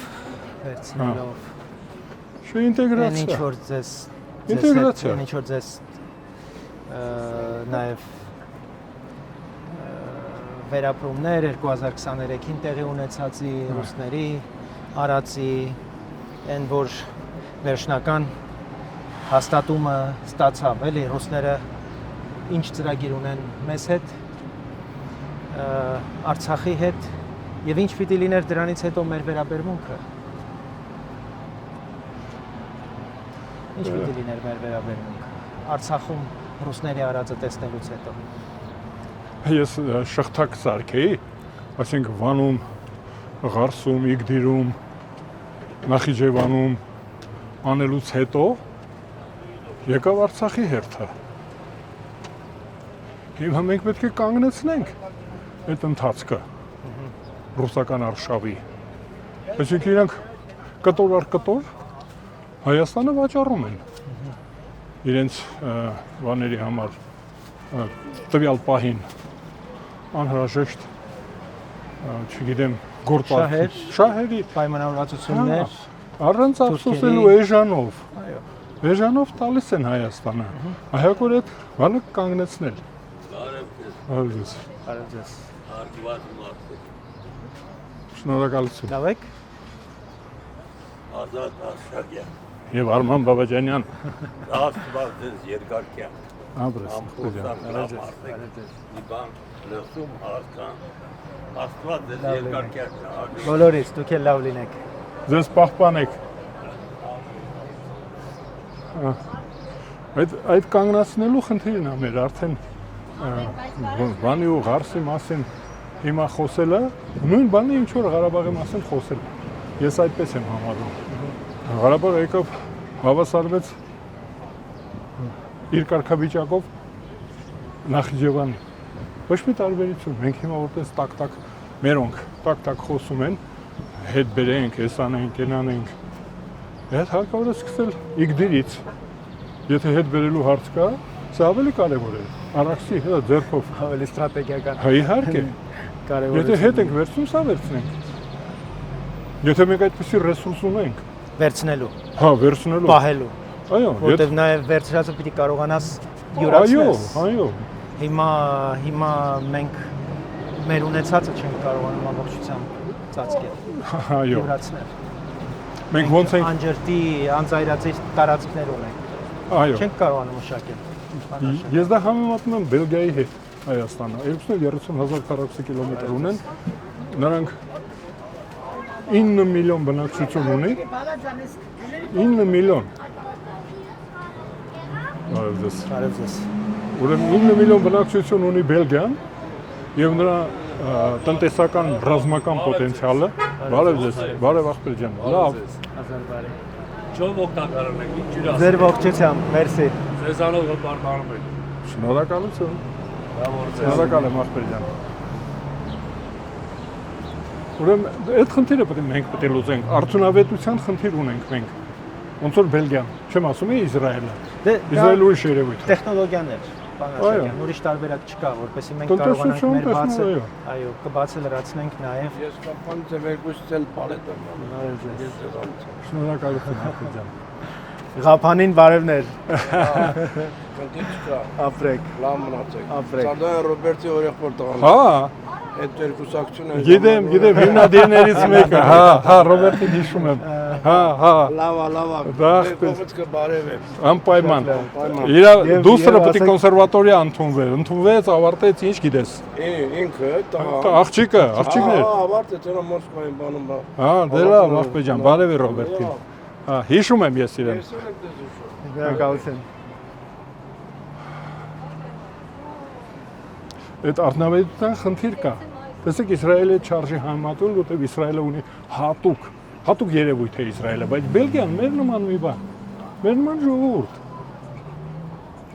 Բայց ինստիտուտները, բանաշրջան, քանի տարի կառավարություն չունեին։ Ու աշխատում է երկիրը։ Երկիրը չզգաց, կառավարություն կա, վարչապետ կա։ Ժամացույցի մեխանիզմը աշխատում է։ Մեր նպատակը այդ ինստիտուտներն են, որպեսզի մեր պետությունը կախված չլինի անձերից, կուսակցություններից, ընտրություններից, Եվ դրսի ազդեցություններից։ Այդ ժամանակ էլ կարելի է խոսել Ղարաբաղի Քո հաշվին որևէ մեկը չկարողանա պայմանավորվել։ Ղարաբաղցիների Դու ուրիշի խնջույքների հաշիվ փակողը չլինես, եթե դու դրա մասնակիցը չես։ Ինչ էին անում ռուսներն ու թուրքերը վերջին մեր աչքի առաջ։ Վերջի 100 տարին վերցնում Խնջույք էին անում, ասում էին դե փակեք հաշիվը։ Ձեր տարածքների հաշվին մենք Արյան հաշվին հաց ենք կերել։ եւ Արյան հաշվին։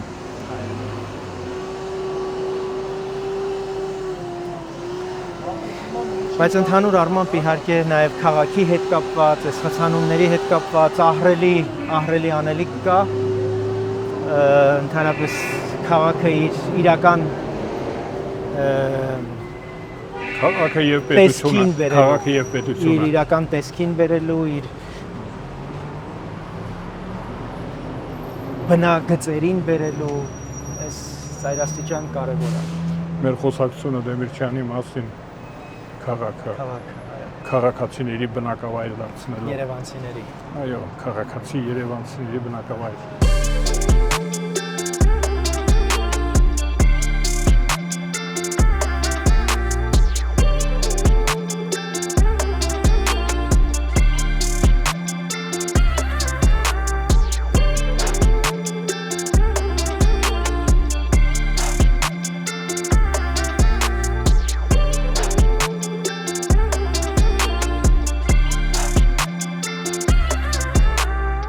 Մեր հասարակությունը պատմում է, որ բավական լավ է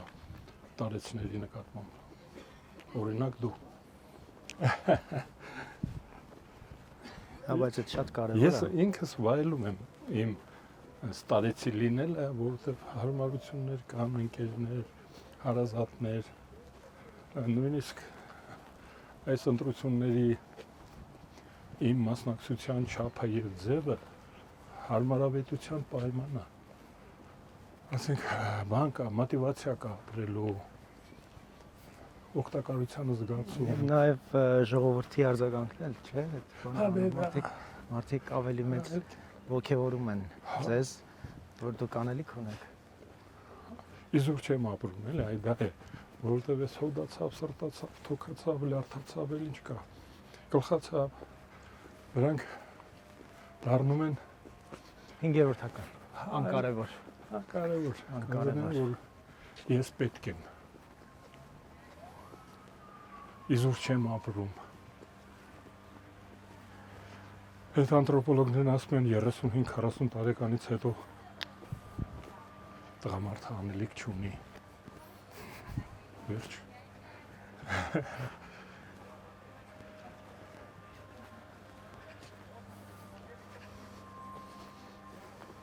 Այս հատվածներն են։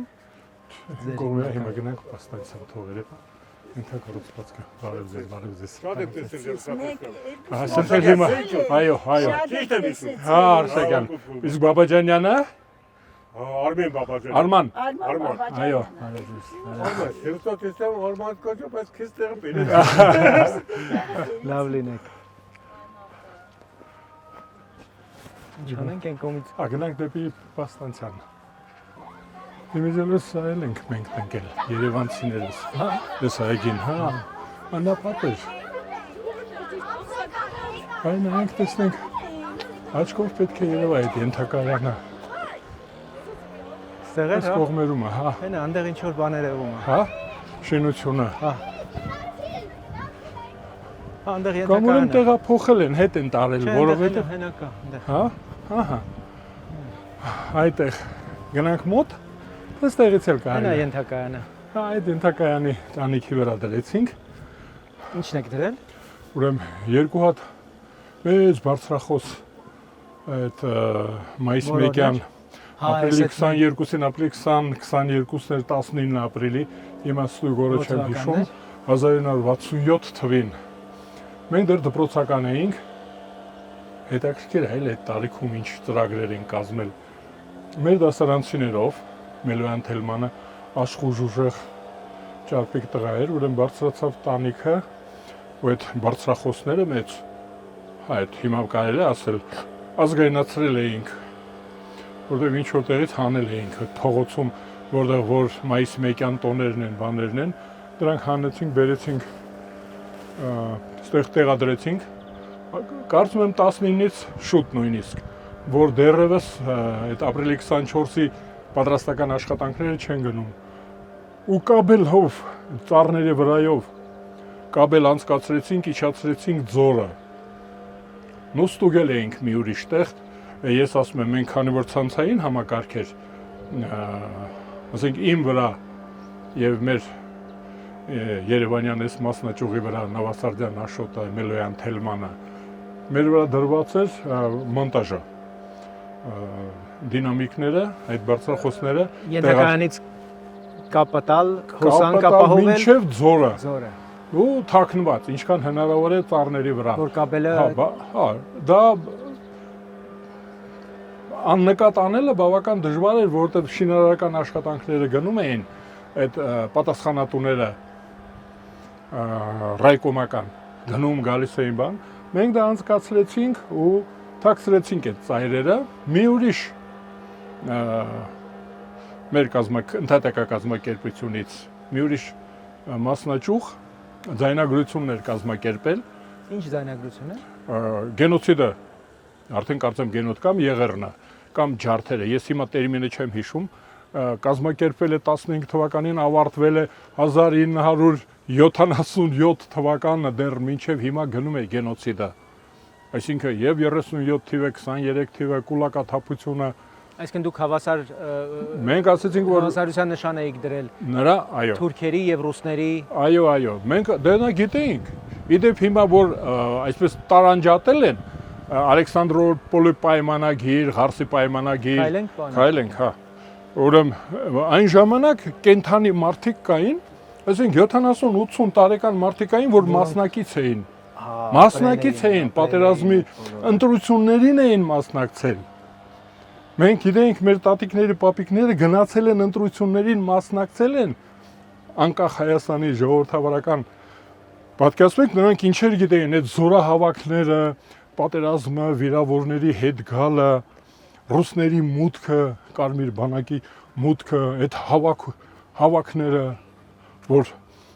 հավաքում են ուսուցիչներին, զինվորականներին, ցուցադրաբար գնդակահարում էին,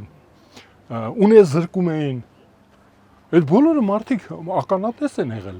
Ասենք եղել են 20 տարեկան, ես Նավասարդյան Աշոտի մասին որ ասում էի, 20-25 տարեկան են եղել 1920 թվականին։ Պատկերացնում եք 19-րդ դարում ծնված մարդիկ էին։ Ու իմ տարիքում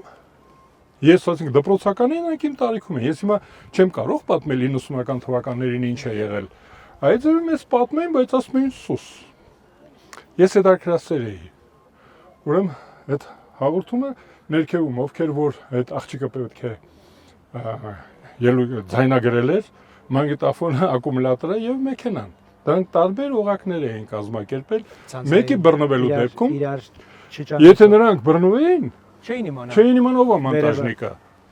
Եթե մենք ենք բռնում, մենք չգիտենք ով է խոսելու կամ ով է դա կազմակերպել։ Իդեպ մենք ստեղ մարդիկ էինք թողել, դες պատը չկար։ Այդ որ բարձրաձայն ասում է հայրենակիցներ։ Եղեռնը չի վերջացել 1915 թվականին։ Բայց այստեղ մարդ կար։ Ստեղ մարդիկ լսում են ու վազում են այդ բաները, ովքեր որ մասնագետները, վազում են սրիկա, ավազակ, խուլիգան դուրս արի։ Մտածում են ենթակայանում են ծնտրում։ Բարև ձեզ։ Հազար բարի։ Շնորհակալություն։ Նմանապես։ Իրական կյանքում եք տեսնում։ Ես ձեզ կասեմ, որ մենք կարող ենք շատ մոտենալ, շատ մոտիկից մեզ կարող եք տեսնել եւ հարցեր տալ։ Այնքան ենք լսել, շատ տեղի։ Դուք հիմա գիտեք, որ ես հիմա Արման Բաբաջյանի կուսակցությունում ցուցակագրված եմ։ Գիտենք, դա էլ գիտենք, ողջունում ենք։ Շնորհակալություն։ Ապրեք։ Մենք հույս ունենք, որ Այո, Բոլորիս։ նաև ձեր ջանքերով։ այո, Դե ամեն ջանք գործադրում ենք։ Ապրեք շատ, ապրեք։ Հաջողություն Բոլորիս, շնորհակալություն։ Շնորհակալություն։ Հաջողություն եւ առողջություն։ Այսպես պատկերացեք ու դե հետո արդեն իրենք հասկանում են, դեմոնտաժ են անում, իջնում են ներքևում ոչինչ չկա, հրազդան գետն է։ Ու դա գախնի մնաց մինչև 74 թիվը։ Չբացահայտվեց։ 1974 թվականին դատավարության ժամանակ մենք որոշեցինք ասել կռիվը շարունակում ենք, մենք դեմ կռվել ենք, որտեղ դատարանները նաև որպես արտակի այո դարձրել։ Հետո մենք մի ուրիշ անհանգստություն ունեինք, որոշ չփակված գործեր կային, որ մենք հասկանում ենք, որ KGB-ն անպայման հետամուտ է լինելու, դա բացահայտելու ուրիշ գործեր կգտնի։ Որոշում էիք այդ բացեք, որպեսզի այն կարևորը, որպեսզի այո, նրանք մնան շարունակեն իրենց գործը։ Այ մենք ճանապարհին մեր երրորդ մասում խոսում ենք, որ ազգային ինքնորոշման իրավունքի մասին ես մի ուղղակի պատճառաբանված հացադուլ անելու համար գրեցի ինքնորոշման իրավունքից ուզում եք օգտվել, հա, նրանք ուզում անկախության։ Հայրիկյան պարոն ասես, լսի, այդ լուրջ գաղափար է։ 77 թվականին Կարվալանին փոխում են եկել են ՑԿ-ից, ՄԿ-ից, Մոսկվայից եկել են, ասում են, մենք դες ուզում ենք ազատենք, բայց չի ստացվում, ինչ կարելի անել։ Ու ասացին, մենք պատրաստ ենք։ Մեզ վերեցին Երևան, հանդիպացրեցին հարազատների հետ, ասեցին, եկեք, մենակ ասեցին, հա իհարկե ազատեք, թե չէ մի 10 տարի ով է դրանց սպասելու։ Ուղարկել ենք Սիբիրից հետ չեն գալիս։ Մենք Նավասարդյան Աշոտի հետ վերադարձանք։ Վերադարձանք նպատակ ունենք այդ ազգային ինչ է կոչվում ինքնորոշում միավորում ստեղծելու։ Ես հիմա հոդվածը չեմ հիշում, սահմանադրության ասինչ հոդվածով պետք է կազմակերպություն ստեղծեինք։ Պետք է ասեմ գովելու համար, հա, KGB-ին։ Մենք շրջափակված էինք, այ պահածոյացված էինք։ Գիտեք ինչն է հետաքրքիր, որ մարդը գալի ասում էին մեզ համար ցանկալի ընկերը, որի հետ մենք տեղ ենք գնում, գարեջուր ենք խմում, ու խաղային ընկեր, երիտասարդ տարիքում, չէ, խնջույքների հուղարկավորությունների մասնակցում, հետո որ դուրս էին գալիս, ասեց չէ որ մոտոցիկլետներ ունեին, դուրս էին գալիս քաղաքից, հեռանում էինք առանձին ասում էր, ես խնդրում եմ իմ ներկայությամբ դեսբաներ մի արա, ասում եմ, ինչի, ասում եմ, ես ագենտ եմ, որ ասում եմ, չասեիր էլի, ես քո ներկայությունից ինձ լավ է զգում, ասում եմ, ես ագենտ եմ, ես ամեն երեկո քեզ հետ հանդիպելուց հետո գնում եմ, դանաշու դավաշը Сведения։ Արասում եմ ոնց։ Հա, ասում եմ, բա ոնց թե, արասում եմ, եղել է, որ ես չեմ գրել, ինձ կանչել ասել են ինչի չես ասում։ Ասում եմ, ինչ գիտես, ասում եմ, այն մյուսը։ Ագենտ է եղել։ Այն գրել է, ես չեմ գրել։ Նա սրա վրա է գրել, ագենտի վրա։ Չէ, ասում եմ, նա գրել է, ես որ չեմ գրել, ինձ ասում են, դու ուրեմն թաքցնում ես։ Այս լյուստրացիան ինչ պատուհաս կարա դառնա։ Դա աղետ էր, ավելի լավ էր։ Լյուստրացիան ինչ պատուհաս կարա դառնա։ Շատ բան է փլվելու։ Ես ասում եմ, մի ասա, որովհետև ես հիմա դարձել եմ կասկածամետ։ Ում ստահեմ։ Ու 77-78 թվերին մենք հայտնվել էինք այդտեղ շրջապատված ու որոշեցինք Նավասարդյան Աշոտի հետ ակցիա անել, բաց նամակ գրել, այսինքն թռուցիկը տպել բաց ստորագրությունով։ Ու տպագրությանը մասնակցել է կինս Կարինեն Նավասարդյան, Սուսաննա Նավակյան եւ Անահիտը Կիրակոսյան։ Նրանք իրականում տպեցին մի 1000 օրինակ թռուցիկ, որտեղ շարադրված էր ընդհանրապես մեր ընդհատակա կազմակերպության պատմությունը եւ նպատակը։ Խնդրում ենք, հասցեագրված էր ազգային ժողովի նախագահությանը, Գերագույն սովետի պրեզիդիումին, որ խնդրում ենք ռեֆերենդում անցկացրեք։ Տեսնենք վերջապես ովքեր են ուզում մնան սովետական միության կազմի, ովքեր դեմ են։ Հո մենք էս 3 հոգով չենք։ 1981 թվականին ինձ ու Նավասարդյան Աշոտին սեպտեմբերի 18-ին դատարանը, Գերագույն դատարանը ճանաչեց շատ վտանգավոր, անուղղելի հանցագործ եւ ուղարկեց ամենափակ ռեժիմը, բանտային ռեժիմ։ Էլի հետաքրքիր է, Դեմիրճյանը ասում էր, մենք էլի խնայել ենք ձեզ։ Այսինքն, եթե 10 տարի եւ 15 էր հոդվածը, երկրորդ մասն 65 հոդվածի 10 տարի հատուկ ռեժիմ, ռեցիդիվիստ ճանաչեցին ու 5 տարի աքսոր։ Իրենք տվեցին մեզ 8 տարի հատուկ ռեժիմ, առաջի 3 տարին բանտային, բայց հատուկ ռեժիմը միշտ է բանտային։ Ուղղակի զրկանքների խնդիր կա։ Եվ 3 տարի աքսոր։ Ու մենք Նավասարդյան Աշոտի հետ այդ տարանք հանձնեցինք դատախազություն։ Պատկերացնում եք։ Դատախազը Թոխյան, Պապին Թոխյանը, ես Ֆելիքս Թոխյանի հայրը Սահմանադրական դատարանի շոկի ենթարկվեց։ Հա, կարդաց, դե մենք գնացինք դատախազություն, ասացինք դատախազին ենք ուզում, ներկայացանք, զեկուցեցին, ասացին թողեք, թող գան։ Մենք հայտնի էինք էլի իրավապահարներին, թող գան։ Գնացինք, ինքը մեր գործով, առաջ գործով դատախազ ա եղել։ Ասենց վերցրեց ծխեք, բան եւ այլն։ Չգիտի ինչ ասեցինք, նամակ ենք բերել։ Վերցրեց կարդալով, վերկացավ, կանգնեց ու փլվեց։ Ասեց հիմա ես էս վառում եմ։ Ծխում էինք։ Դուք սա չեք գրել։ Ես չեմ կարդացել, դուք չեք գրել ու գնում եք տուն։ Ասեցինք մենք մի 1000 օրինակ բաժանել ենք։ Իսկ սա պրոբլեմ ուներ։ Մի հատ էլ մտածավ։ Ու ասեց ոնց է բաժանել եք, ասեցինք հա գիշերը բաժանել ենք քաղաքի տարբեր մասերում ու հատկապես մտավորականներին։ Մտավորականները զանգեցին KGB-ին։ Ժամը 10-ի կողմերը արդեն KGB-ից գլխավոր դատախազը զանգեց Պապինյան, ասեց դրանք կոմոտ են, լսում էինք մենք։ Ասեց հա, դեռ արդեն պահակային ծառայություն ասում է։ Ասեց դե պահի։ Ու եկան մեզ տարան։ Արդեն տարան մինչև 87 թվին արդեն Գորբաչովյան այդ 200-ը փոխանակելու բաններ մեզ ազատեցին, ուղարկեցին Ղարաբաղյան շարժմանը, մասնակցել ու մինչև մենք եկանք 86-ին սկսվեց։ Ստեղ ծրագիրը փոխվեց Ղարաբաղյան շարժման։ Ձեզ Ղարաբաղյան շարժման մասին Ղարաբաղյան շարժումը չսկսած 86-ին։ 86-ին ասել եք գնաք, դի շարժում լինի։ Հա, գնացեք մասնակցեք։ Բայց դա Յակոբլևն էր, դա Գորբաչովն էր ասում։ Մինչև մենք եկանք դարձավ Կրուչկովը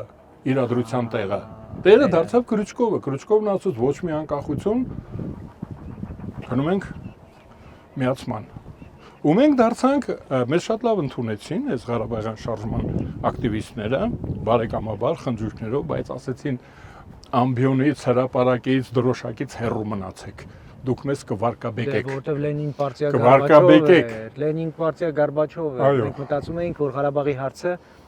Այո։ Լենին պարտիա Լենին Գորբաչովի պարտիա միացում։ Այո։ Մենք սովետական միության կազմում, այո, սահմանադրության այո, բանի այո, միացում ենք անում եւ վերնապոդն ենք։ Մենք ծառայում ենք սովետական հանրաքվե միությանը։ են անում, Այո։ որոշում են Ղարաբաղի իշխանությունները միանալ Միացման հանրաքվե, ոչ մի անկախություն։ այո, Ու մենք դες մնացինք մինչև 90 թիվը։ Գիտեք, պատերազմին մասնակցեցինք եւ այլն։ Ես դրանք ուրիշ առիթներով պատմել եմ, քեզ հետ արկիր չի։ Այսպես ստեղից մենք սկսեցինք։ Այս քարերի վրա մենք աշխատել ենք, փոքր դպրոցականներ էինք, վարպետներին օգնում էինք, գնում ջուր էինք բերում։ Այստեղ գնանք այդ բարձր այս հարթակից նայում էինք ու առաջի բարձրարկ շենքերը կային, ես ոգևորվել էի, ասում եմ, հետո այդ մեծահասակներն ասեցին, եթե բոլորը այդպես անեն, էլի անհետաքրքիր կլինի Երևանը, որպես վարդագույն քաղաք առանձին չացնում են այդ կոնդի շենքերը կային արդեն։ Իջնենք։ մի պահիճնենք ու գնանք։ Հա, մեր գնալու ժամն է։ Ոնց որ ասում էր Ռաֆայել Մեհրաբյանը, ժամանակն է։ Ինչ խորհրդանշական է, որ ասած ժամանակն է ծրվել տղեր։ Մենք բաներ էլի մտահոգեր որ մեզ մի բան կպատահի, հետո ինքը գիտեր որ մենք բռնցքամարտիկ են կարող այդ քաշքշոցին մասնակցել, կջարդեին գիտմարությունները, մենք զինված էինք, ասած ծրվել։ Բռունցքներով եք զինված, զենքերով չէ։ Ծանր, այո, ասած դուք զինված եք ծրվել։ Ժամանակն է, ինչ հետաքրքիր խորհրդանշ է, իմ մոտ դա տպավորվել է։ Ես հատկապես ցեղասպանության վերաիմաստավորման մեր ժամանակներին կարևոր, այսպես բան հաղորդելու